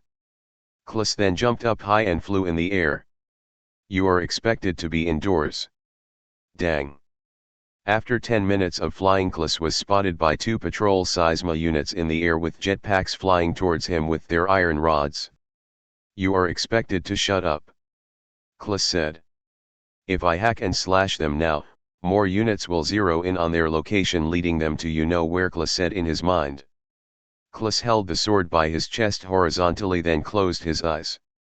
And a powerful flash of light stopped the jetpack machines in their tracks. Now's my chance. Klis descended to a crater and hid there momentarily. Hostile spotted. Klis poked his head out of the crater, looking around. There's no one here. That's weird. Era has always been correct. I'm gonna make a break for it. Klis once again took to the skies. After 5 minutes of flight, Klis fixed his eyes on the great moon trees afar. It shimmered blue light and was gigantic. There you are. I'm glad that ringed abomination ain't hovering around the sacred woods. While Klis was in the air heading for the glowing miracle, Klis spotted 3 Seisma guards on the right shooting a wild boar. They look similar to the soldier types but lack flight capabilities. These things are everywhere. Klis landed immediately downward into the dark forest. Klis unraveled his blade and used it as a type of lamp to see more clearly. I had no choice but to land. They have heat sensors enabled. That's not true. Klis stopped in his tracks and looked around, bewildered. Did someone just read my mind? Something rattled in the trees behind him, which slightly startled him. Keep walking north a little bit. Yeah, you're almost there? Klis looked up at the sky, confused. Make sure you put on your jacket if you're cold. Era, what the heck is going on? These voices in my head are all unnecessary and redundant. You're not a hero, Era responded. Klis looked at his sword, bewildered. Era, is that you? Negative. Klis continued to walk north slowly. Busybodies must be the work of ethereals. Klis runs to the shining tree and held his sword up in the air as if he was preparing to use his crescent slices. Turn back, you'll burn the Myra down with that power of yours, a female said, but Klis continues to ignore. Waves manifested on the blue blade. You can't win, you're not strong enough, weakling, another one said. This upset Klis and the sword transitioned to the color red. You're not going to steal my joy, devil. Klis said while holding the blade. Era, can you sense any connection with the moon tree and the white light? Searching. You're nothing, an old man said in his head. Then his sword transitioned to the color orange.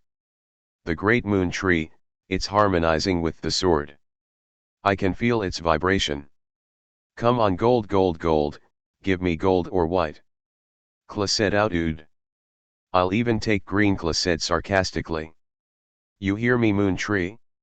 I need more of your power to protect everyone. Kla shouted. Make sure you indent when you write, a random redundant voice manifested in his head. Miraculously the sword transitioned to the color white and a blue star revolved around the blade. What is this? Afterwards the star started to zap electricity at invisible targets. Agga! An old man voice screamed. The star then moved away from Klaas's sword, zapping invisible targets as they screamed in pain.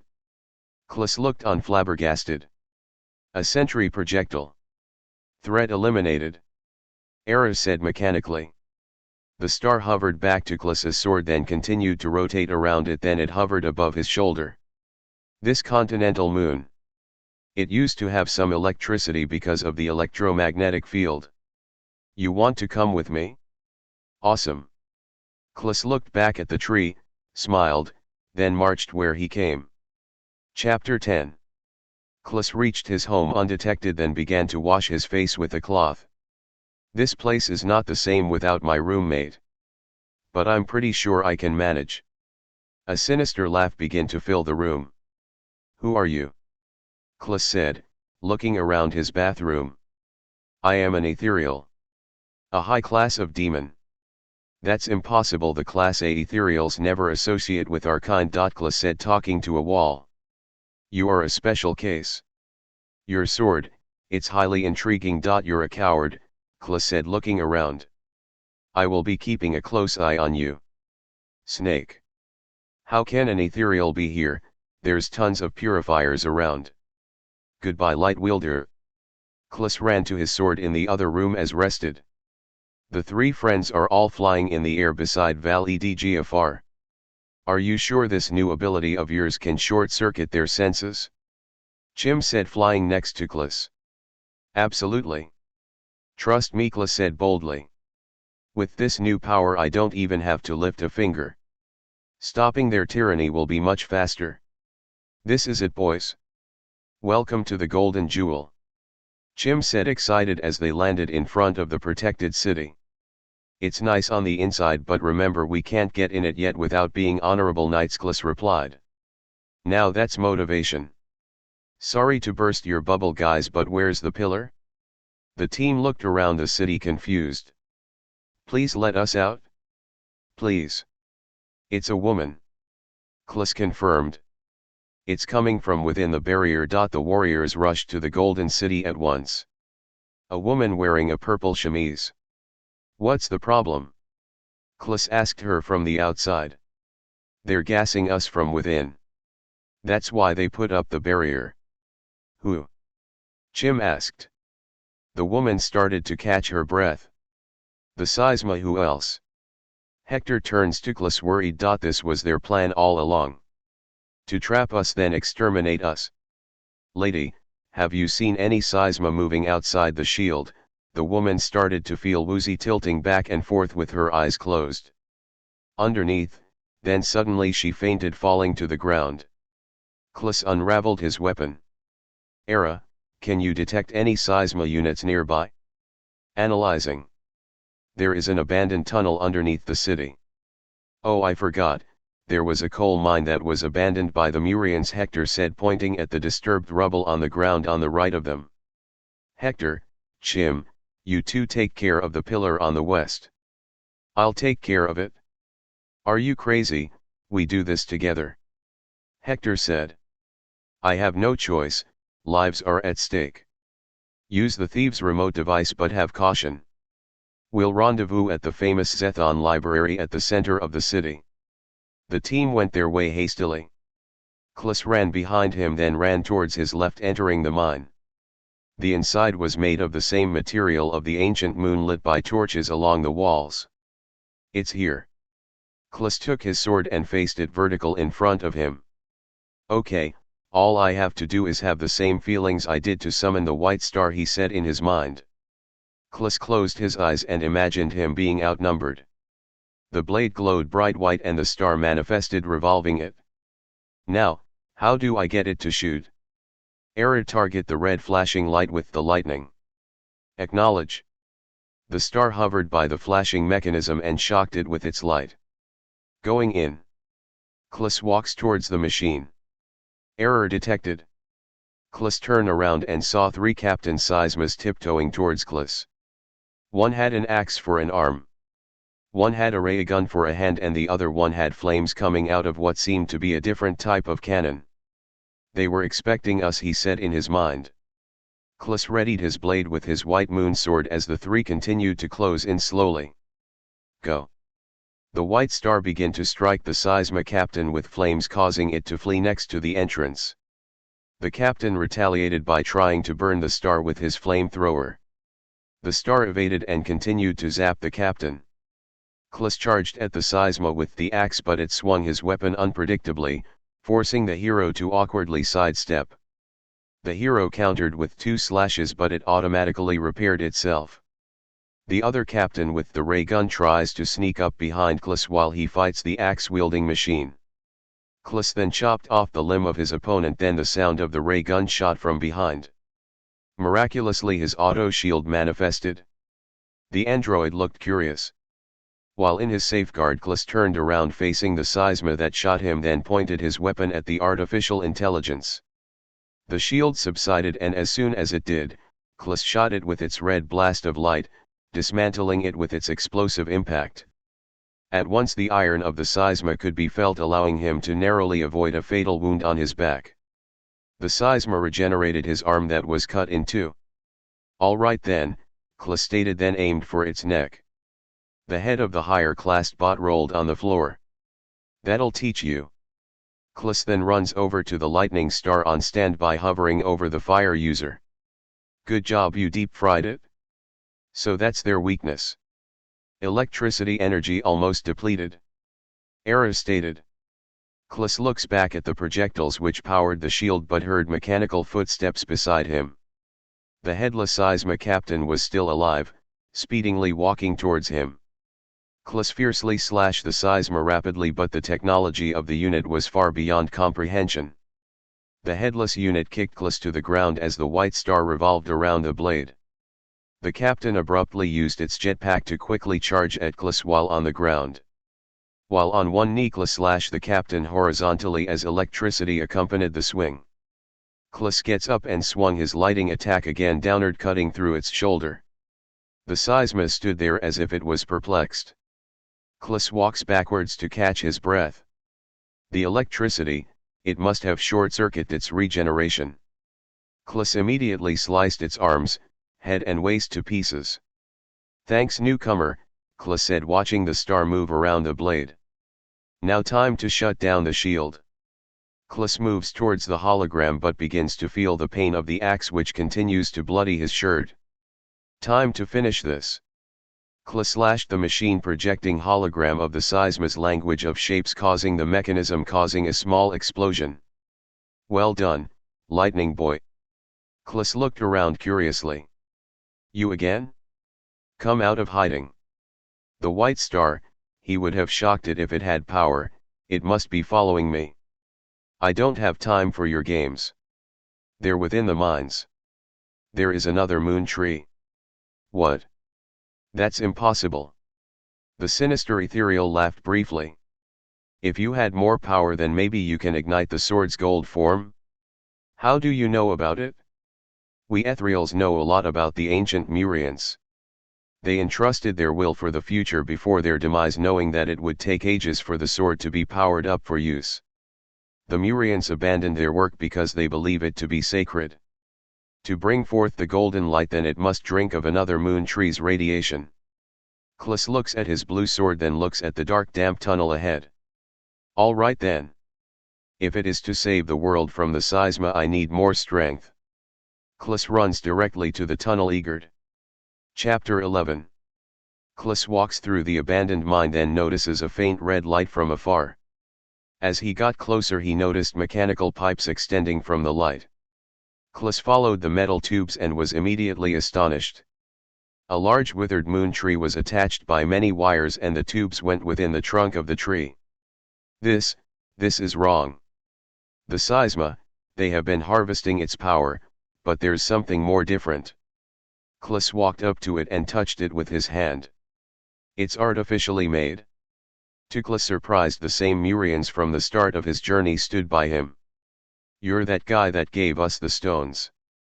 The Seisma found out about the original tree and somehow recreated it? But for what purpose? The newer models are enhanced with its power. You're kidding. This tree won't last long. Its life expectancy is dwindling, look at the back of it. Curiously, Klis walked by the many wires and pipes and was shocked. The back. It's glowing red. Indeed. The silver-haired man said smugly. I kinda feel sorry for it. Klis equipped his sword and began to slash each wire and tube. Legends say that the Great Moon Tree was made by the Creator.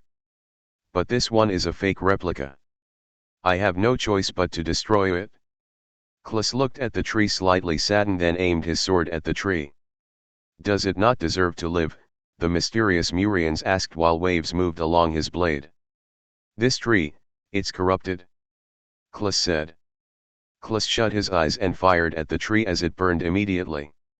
You did the right thing, the Murians said. Come on, more Seisma units will show up because I destroyed 3. The men flew out of the mines. The shield, it's down. The Murians stated.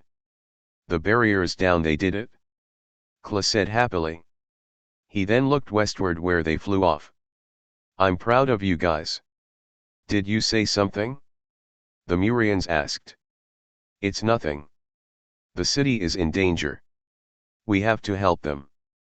Klis and the Murians ran to the entrance of the city from the southern side.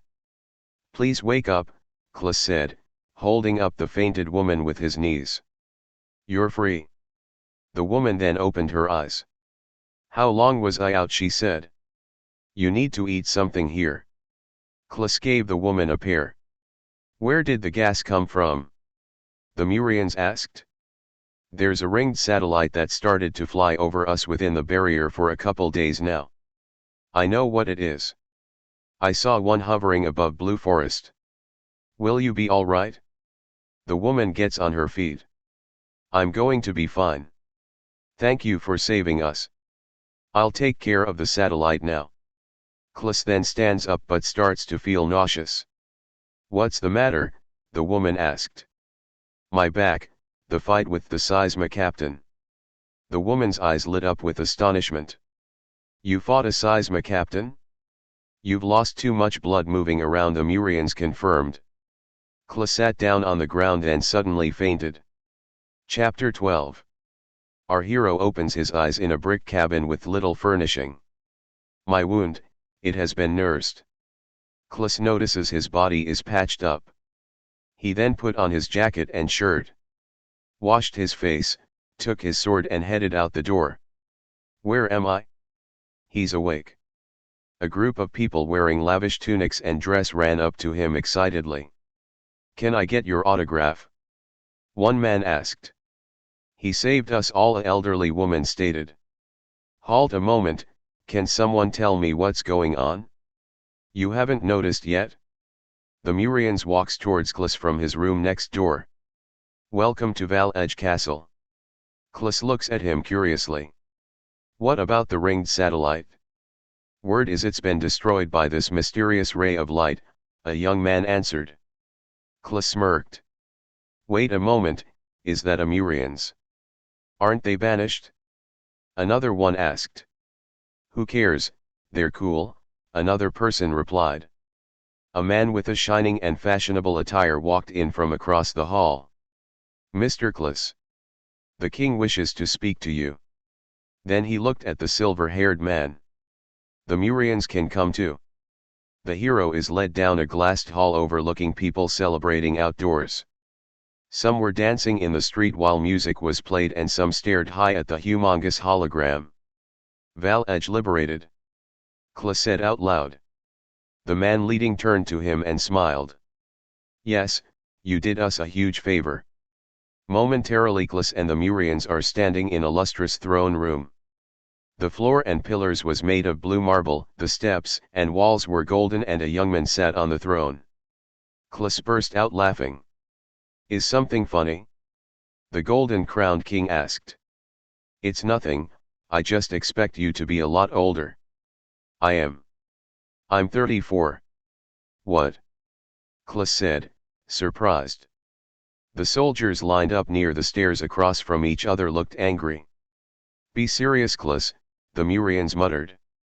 You saved our golden city. I thank you. Tell me, is there anything that you desire? Anything you want I will grant. Yes, there is. Give the Murians legal ground to enter your country. They've been a resident of yours for years, but you treat them like criminals. The king's face looked concerned as he stares at the Murians. A true king doesn't go back on his word. I accept. You have my word that all Murians are permanently acceptable citizens. Thank you, Klas said, slightly bowing his head. The Murians and Klas left the throne room. I can't believe you just did that. The silver-haired man said, walking towards the entrance of the castle. It's the right thing to do. Now we can stop living like outcasts. By the way, about that tree, it needed the blood of humans to keep it red. Klas immediately looked worried. The soil was soaked by my people before the king gave the order to purge us. The ones that ignored the king were killed. Klas looked at the man sadly. Thank you, hero. The Murian said as he walked away with a smile. Later in the evening, Klas is sitting at a table next to Chim and Hector. So anyway, Chim said, drinking a cup of water, there were 3 captains waiting for us and I was like, run for it, Hector. After I shut down the trap with the remote, Hector shot the machine with his darts, breaking the device. Then we ran away, hiding in the woods.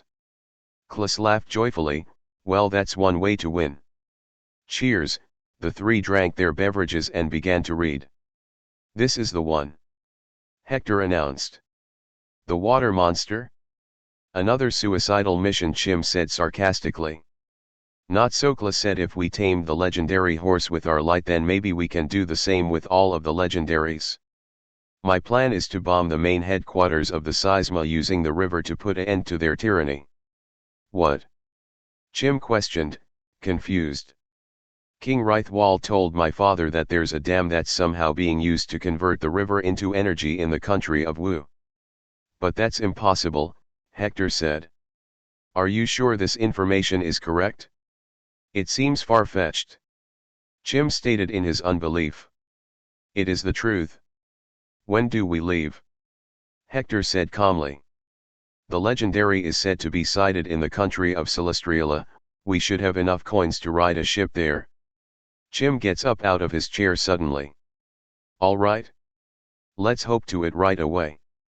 He then takes out his dagger as it is illuminated, holding it in front of him. I think I'm getting used to this kind of job. The 3 men are on a wooden ship sailing on the Orange Sea. Klas is on deck alone, watching the seagulls fly past as the star that gives light to Proxima shines close by. This star will always be breathtaking. Yes, always. Klas looks around again. Oh, it's only you. What do you want? Higher class ethereals only cling to themselves. It's nothing, I just wanted to talk, the mysterious entity said. I was the ethereal that murdered your father. Klas looked baffled. What? Klas said. He was there taking samples of the moon tree, but our kind want to keep the great tree for ourselves.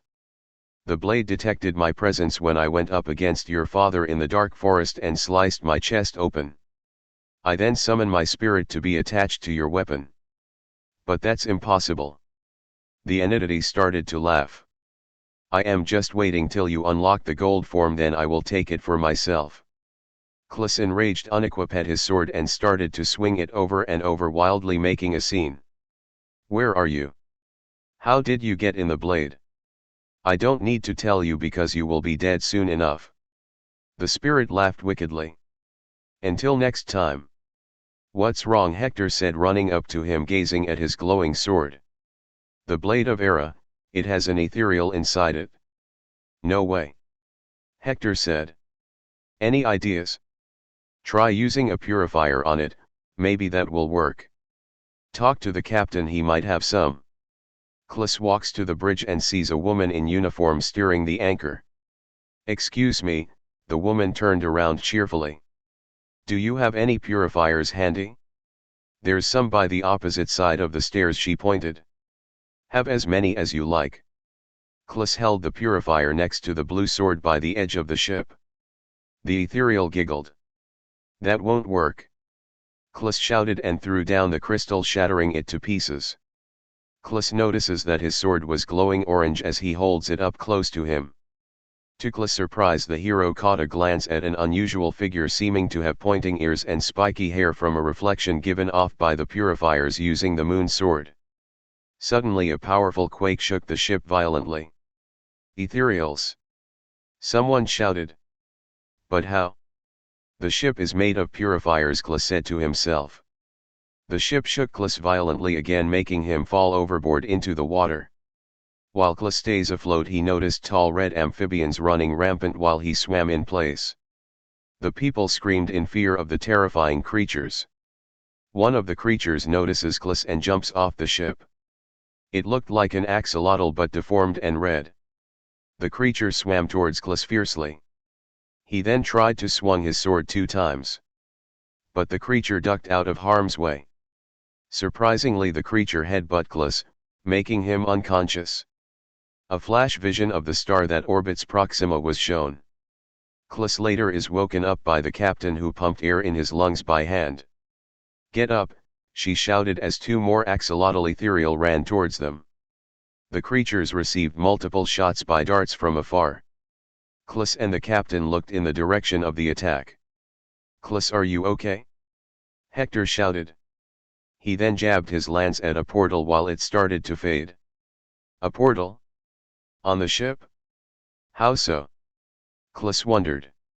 Hector ran over to Hero, who was soaked. And that's the last of them.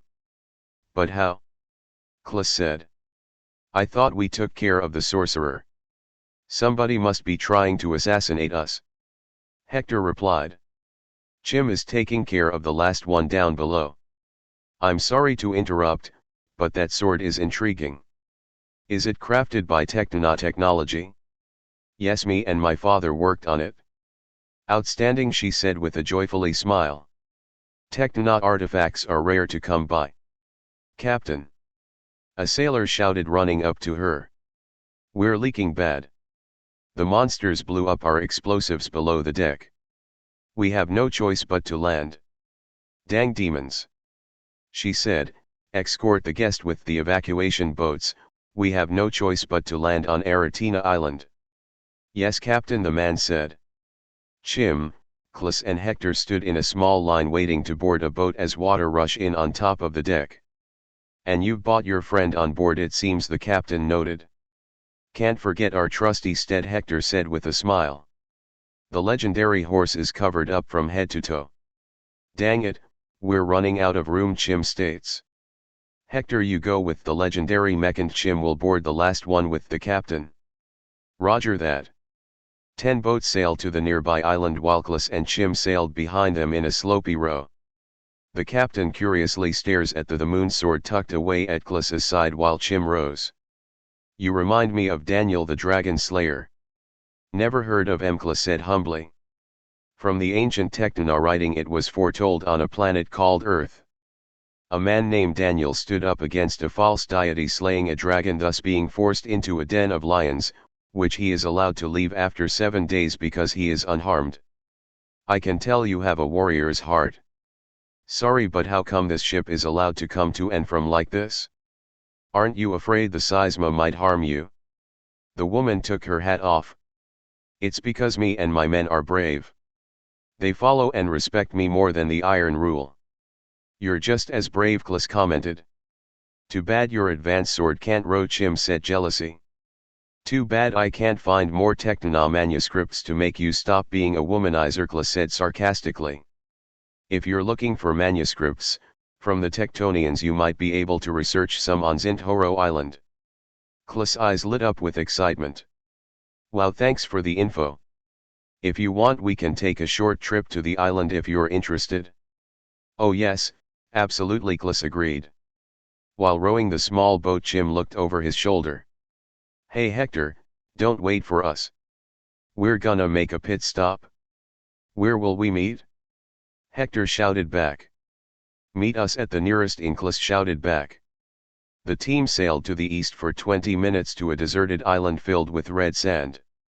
As the team walked through the wilderness of trees, the more they walked, the more the plants started to shine. Even certain insects glowed colorfully. This place is always gorgeous, the woman said. On their arrival, they spot a small hut surrounded by withered glass stones with ancient writing. Not one of them were triangular. This is amazing, Clis cheered as they walked. Hey Wallace! The captain shouted. The door opened forcefully, revealing an old gentleman with a very long beard. Oh, it's only you. The man said. I thought you were one of those bandits out to steal my artifacts. Who is this with you, my daughter? This is Clis. My name is Chim. Your daughter saved my life. If it wasn't for her, I would not be standing here. Clis said. Oh, she's all right, the old man teased. Momentarily the group is inside the home drinking tea. So you're on a mission to save the world of Proxima, the bearded man questioned, and you've crafted a sword from the divine moon tree created by the creator? Right again, Clis responded boldly. The old man stares at Clis curiously for a second. I'm in, he said. I'll show you how to extend Era's inner radar in order to detect the monster. Thank you, sir, Clis said with a slight bow. The old man and Clis worked tirelessly together to update the shining sword, then they departed the island with Wallace's blessing. Guys, you won't believe this. It's near. I mean, it's not near, it's moving and it's fast, Clis said, looking at his blue sword. How far is it? Chim asked excitedly. If we fly, it will be about 20 minutes at most. Are you nuts? You can't stay in the air that long. Why don't you come with us? Clis took the extra stone from his jacket and handed it to her. Jenna, I am intrigued, she said. Come on, it's getting away, Chim intervened. The team took to the skies. Meanwhile, they noticed a large advance carrier moving swiftly along the water. There, Clis shouted, pointing at the enormous aquarium filled with aquatic creatures. It's inside, Chim stated, beholding the creature within it. Abruptly, cannon torrents from the flagship aimed at the tree immediately. Clis and Chim was protected by Era's barrier as it continued to shoot miniature cannonballs. After a little while the firing stopped. Now, Chim. The barrier subsided and Clis made a run towards the aquatic tank. Clis shot one of the turrets that was closer to Chim with his light and shield himself again as the auto turrets kept firing at Clis's newly manifested shield. One more left, Clis boasted within the shield. Clis let down his shield and shot the remaining mechanical turret and looked around. Wait a moment, where is Jenna? Chim looked back at Clis briefly as he tried to lift a heavy latch that was keeping the tank locked. Is she injured? Chim questioned, concerned. Where is she? All of a sudden the noise of electricity was buzzing. Backing from the brawl slowly to the dock was Jenna, dodging the captain's electric pole which emitted electricity from the ends. Miraculously she disappeared. In the confusion of the seisma, Jenna grabbed the pole from the seisma's arms and stabbed the chest of the captain multiple times, immobilizing it briefly. Suddenly an enormous 12-foot golden seisma unit hovering from a jetpack emerged from a large opened metal container next to Clis. Giving no time for Clis to react, the seisma punched Clis his metal claw violently, making him drop his weapon as he rolled on the ground. Clis! Chim yelled. While stunned, the captain placed a small bomb in the hole of her many stabbings, then ran to Clis. Are you all right? I'm okay, Clis said as he starts to stand thanks to her help. Chim, get out of the way! Clis shouted, holding his stomach. Chim instead grabbed the moon sword from the ground, and as he did, the whole blade instantly glowed to the color of black. The seisma hovered from the waters and instead dropped down on the freight, causing a quake. It's humongous, Jenna stated. The seisma transformed his left hand into a mechanized sword and began to swing the blade. Chim sliced the sword off twice, but it caused him to stumble because of the strength of the unit.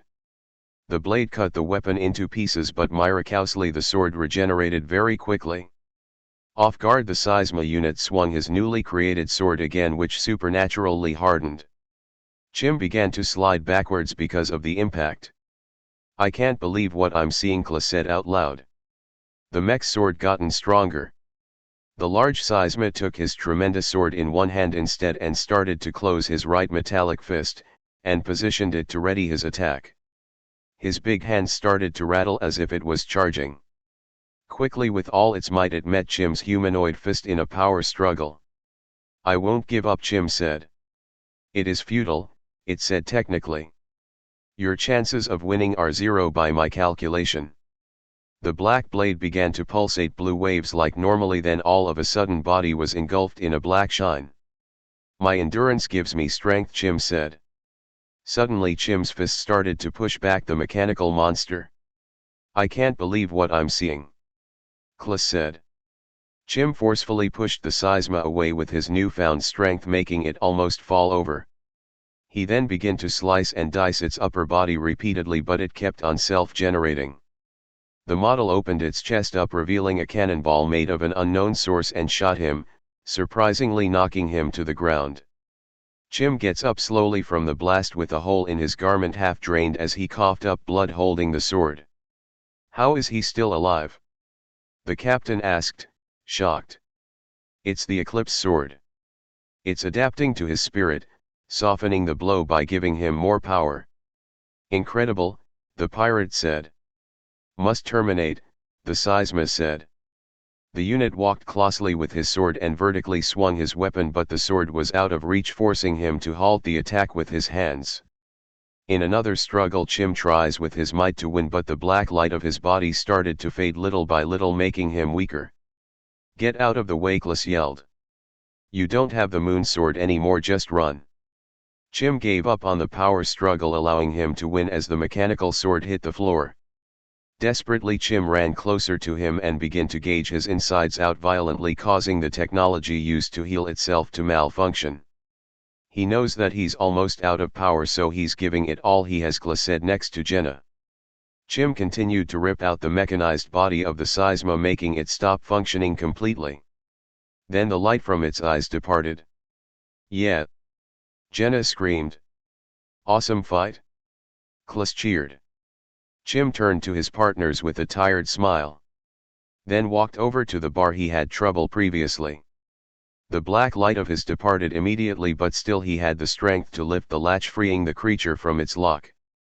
Momentarily the team lowered the creature with the ship's crane, allowing it to be released to the sea. The creature grunted as it swam in a perfect circle. "You do realize that this is illegal," Jenna said, standing on the creature. "Don't worry, it's already been trained by the locals near the islands. It's a sacred animal, but we need it to save the world, right?" Chim said, sitting on its back as it swims. "We'll meet up with Hector back at the inn. For now, rest your wounds, friend." "Look who's talking," Chim replied. Then they both laughed. Kla then aimed his weapon at the large mechanical ship. "You will oppress the waters no longer, Seisma," Kla said, then fired his weapon multiple times. The ship exploded piece by piece. "You know, I'm starting to like you too," the woman said. "I'll stick around to make sure you both don't get killed by a shark." "Thanks for that," Kla said with a smile. The heroes rode the back of the Legendary, feeling proud of their victory. "What?" Hector said, gazing at the legendary creature. "I can't believe this thing is actually real. What are you, a human from Earth or something?" "Of course it exists," Jenna replied, standing on the shore. Hector collected his composure. "I mean, I knew it was real. You never saw it before, but it's here to help us bomb the heart of the Seisma." The village residents looked undisturbed. "We better go now before they get really mad for taking their friend. If you need explosives, maybe I can pitch in. I have another personal ship equipped with cannons. My men are all ready to lend a hand for the right price. Those Ethereals slaughtered too many of them." "I doubt they'll do it for free," she said. "Tell them that permanent freedom from the Iron Rule will be their coin," Kla replied. "You'll let us borrow your ship?" Hector asked. "Why not?" she said boldly. "Perfect," Kla said eagerly, clapping his hands. "Chim, the Marine Legendary is yours. I want you to sneak in from the side of the fortress with explosives and blow up the structure. Hector will take the fastest horse alive and distract the enemy from the front. What about the ship? Jim asked. Just let me worry about that. I know some crazy guys that's up for the challenge. The ship will assist Hector attacking it from the back. Aren't we missing something? What about the last Lion Legendary? Hector asked. If we don't attack them head on now, then they will persecute everybody on this moon's ground even harder. We have to leave it be, Klus said. For now, can I get some rest? I'm starving. Hooray, hooray, suddenly everybody started to cheer for joy. It's the tower. The team looked at the humongous hologram from a high tower. Marine Captain obliterated. 100 of Class A Seisma unit eradicated. Jose C. liberated. That ship, it had CS Missilators on board. They must have been powering up for operation. Yes. Jim cheered. Nothing happens by coincidence, Klus said. Let us get some rest. The next day the men of light are all going their separate way to the final battle of the Seisma. Jenna boarded her ship with her crew, Hector rode off on his speed lily horse, Chim rode on top of the aquatic legendary while Klus rode on a horseless carriage. There it is. As Klus drove closer to the island, a large metallic bridge appeared in his sight upon arrival. The entire fortress was made completely of iron. The island was very wonderful to look at around the evil building, but all around it was death. Trees next beside it were wet red, and even the water surrounding the fortress was black. Era scan the building before us. Tell me exactly how many we're dealing with? Analyzing. One entity detected. What? Are you sure, Era? Certainly. Klus got out his vehicle and walked in front of the bridge. Do your thing, you. The star of lightning appeared as Klus's sword transitioned from the light of blue to white. Straight away the star electrocuted each sensory that was hidden. When the star subsided, Klus slowly walked along the metal bridge cautiously. He then entered the enormous fortress. It was metallic inside, the same as the out, and holograms powered by advanced machines was visible here and there, displaying charts, graphs, and other things too complex to comprehend. The building was as large as a warehouse. What in Proxima? Klus said with his glowing sword slightly spinning around. This is the main headquarters of the Seisma? Come out! Klus shouted. Nothing but his echo filled the space. Surrender yourself. You've caused enough damage to Proxima. Again nothing responded. An evil mechanical laugh started to fill the empty space. You're just a human. A bug in the system. Proxima is mine to control. Suddenly a cloth from the ceiling fell down from one side of the building to the other side. As it did, it revealed a horrifying sight. An enormous metallic head of an artificial intelligence appeared. The enormous head was almost as high as the ceiling, with big transparent tubes coming from the side and behind its head. Klus readied his sword vertically, not knowing what to expect next. Nothing surprises me, Klus said calmly. Suddenly flying advanced torrents the shape of spheres came out from behind him, then slowly hovered to Klus. The swordsman shut his eyes and flashed his weapon multiple times. Klus aimed his weapon at one of them and shot down one, making it explode. They then began to shoot at Klus with a light source unknown to Klus. Klus jumped up in the air and flew around the enormous fortress in order to dodge the projectiles of lights. You cannot escape. While in the air, Klus did a quick U-turn heading towards the turrets, giving chase to them. The moon sword began to slightly radiate, then Klus wildly sliced two more turrets with his crescent waves.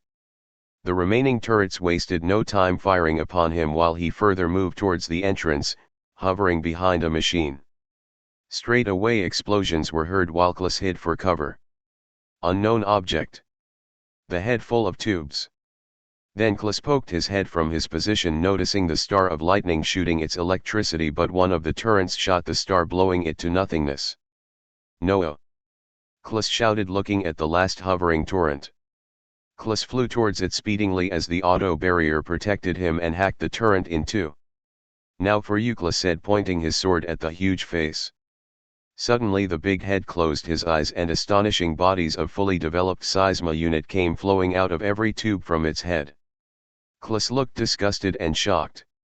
6 Class A units flowed out of its head and into the walls via the tubes. Then big iron head opened up like a sliding door. 3 newer models came out of its face jumping down with metallic swords. They looked similar to the captain's, but their overall coating was silver. They all had humanoid eyes, but they gleamed white, and none of them had a weapon. But all at once they started to shine red throughout their bodies, including parts of their faces. No way, Klis said, walking backwards slowly. It's the moon tree from before. The 3 summoned balls of red energy in their hands and started to throw it at Klis as if it was a sports game. Klis took to the air once more, dodging their balls of light. The energy made a huge explosion each time they landed. They'll be more agile, I see. This is the power of my update.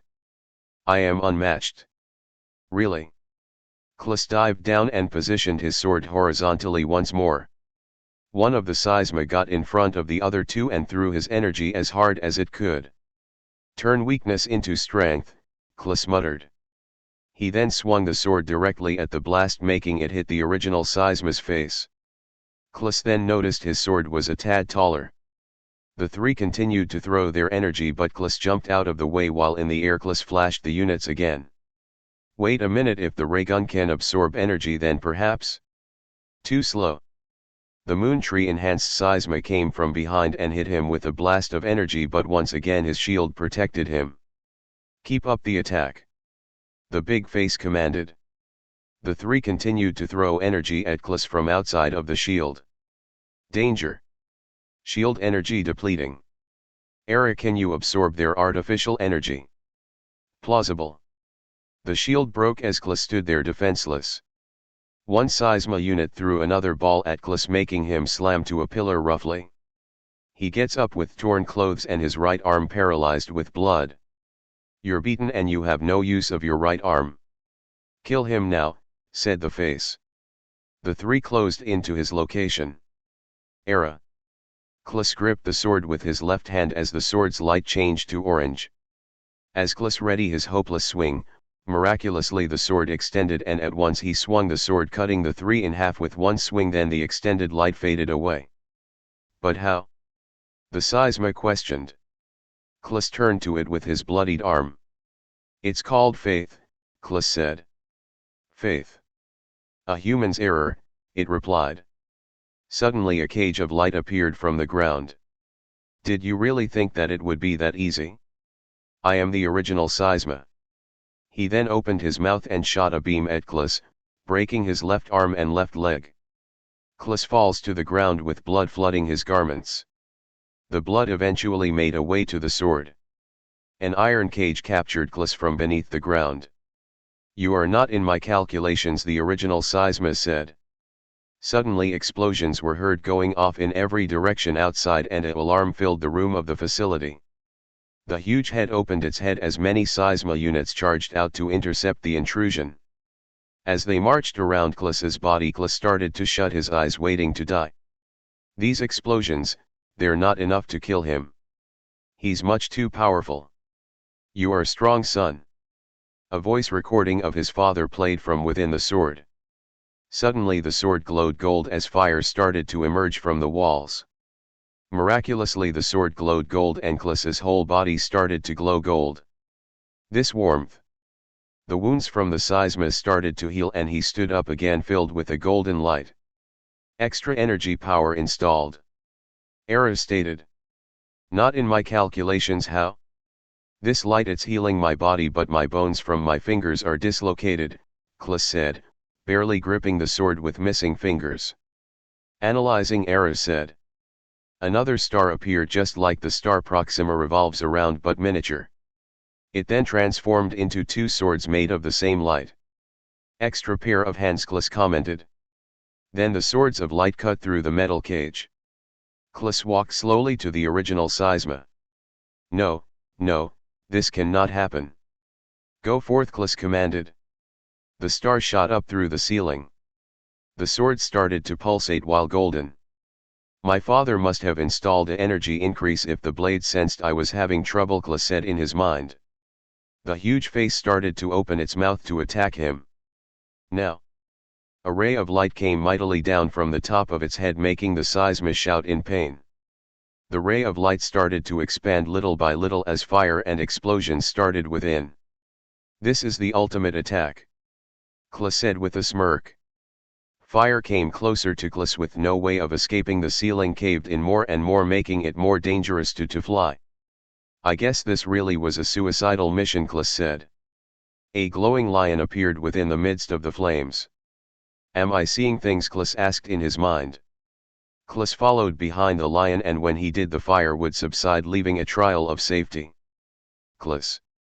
Hector shouted, riding the legendary Hope on. Klis hopped on the speedy horse. Did you see the lion? Klis asked Hector. I didn't see anything. The Seisma facility gave a final explosion like an atomic bomb. Thus the end of the Seisma tyranny forever. Everyone in the streets of Wu danced and sang.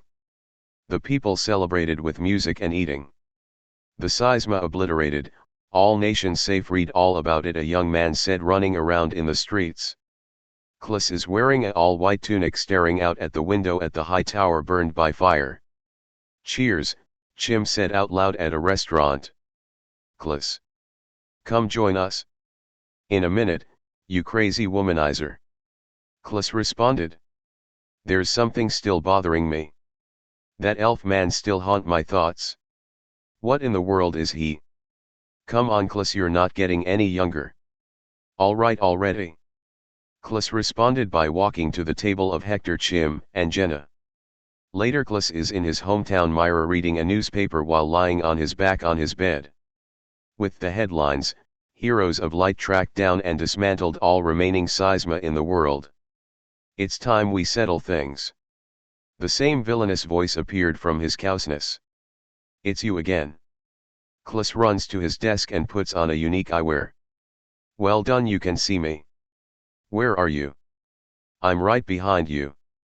Klis sees a man with pointy ears, spiky hair, wearing a green tunic. You monster!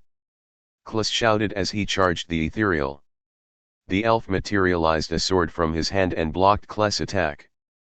But how? Klis questioned. The elf pushed Klis back, pushed Klis with the force of his might using the sword. You're not the only tough sword around here. This sword has been crafted by the precious stones that Murians gave you. How do you know about it? Klis said, trying to hit him with the blade.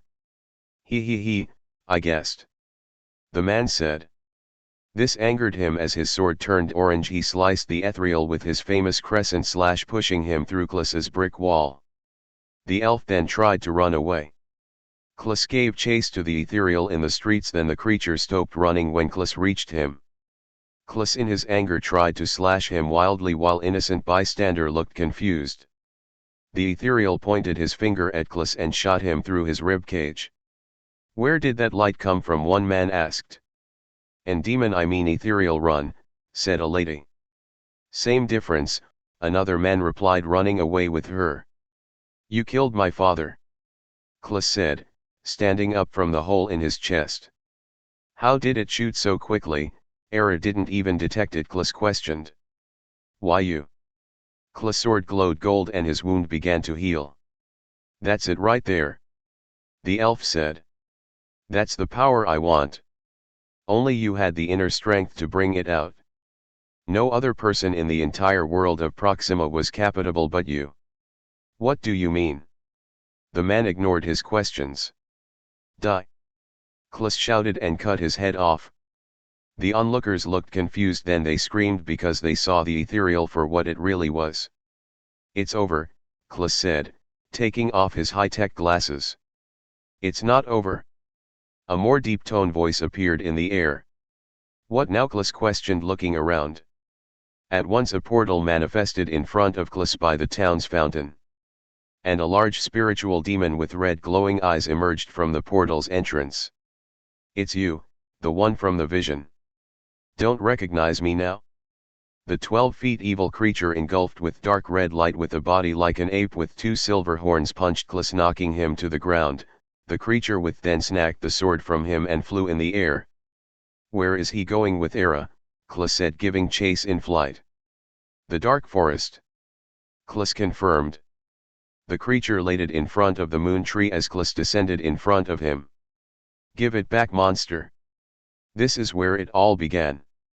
This is where I murdered your curious father. The creature held the sword in the air the way Klis does before he uses his special technique with the blade. Now I see he must be trying to absorb more of the tree's power. Go ahead. Klis stated. Use the sword's power all you want. You fool, the ethereal said, looking back at Klis with his back turned. With the golden light, you have maximized its potential. I will make it even more powerful and I will be the next ruler of Proxima. The sword's power doesn't come from the blade. What? You lie. It comes from the heart. Klis stated. The moon sword of light changed to a dark purple color. Then it started to laugh as it turned around. Now your end. Klis held out his right hand and manifested the same exact blade in his hand. Klis's sword clashed with his own blade used by the ethereal. Ha ha ha. Yours. Suddenly Klis's golden sword of light from his hand started to emit its waves, purifying the purple moon sword. No, how? The monster questioned while being pushed back by Klis's sword. Miraculously the two sword fused as one blade as Klis continued to move the one blade towards its body. Klis with all his strength yelled and he cut through the ethereal body, slicing him through the creature's abdomen. Ahak! The ethereal screamed as he laid on the ground dead. Klis retracted his blade from his hand as the blade of Era fall on the ground. Klis picks the golden blade up and calmly tucked it away. As he walked out of the fortress, the same lion appeared on his right. Klis acknowledged the animal by giving it a slight bow, then he jumped in the air and flew off to the direction of Proxima's star's sunset.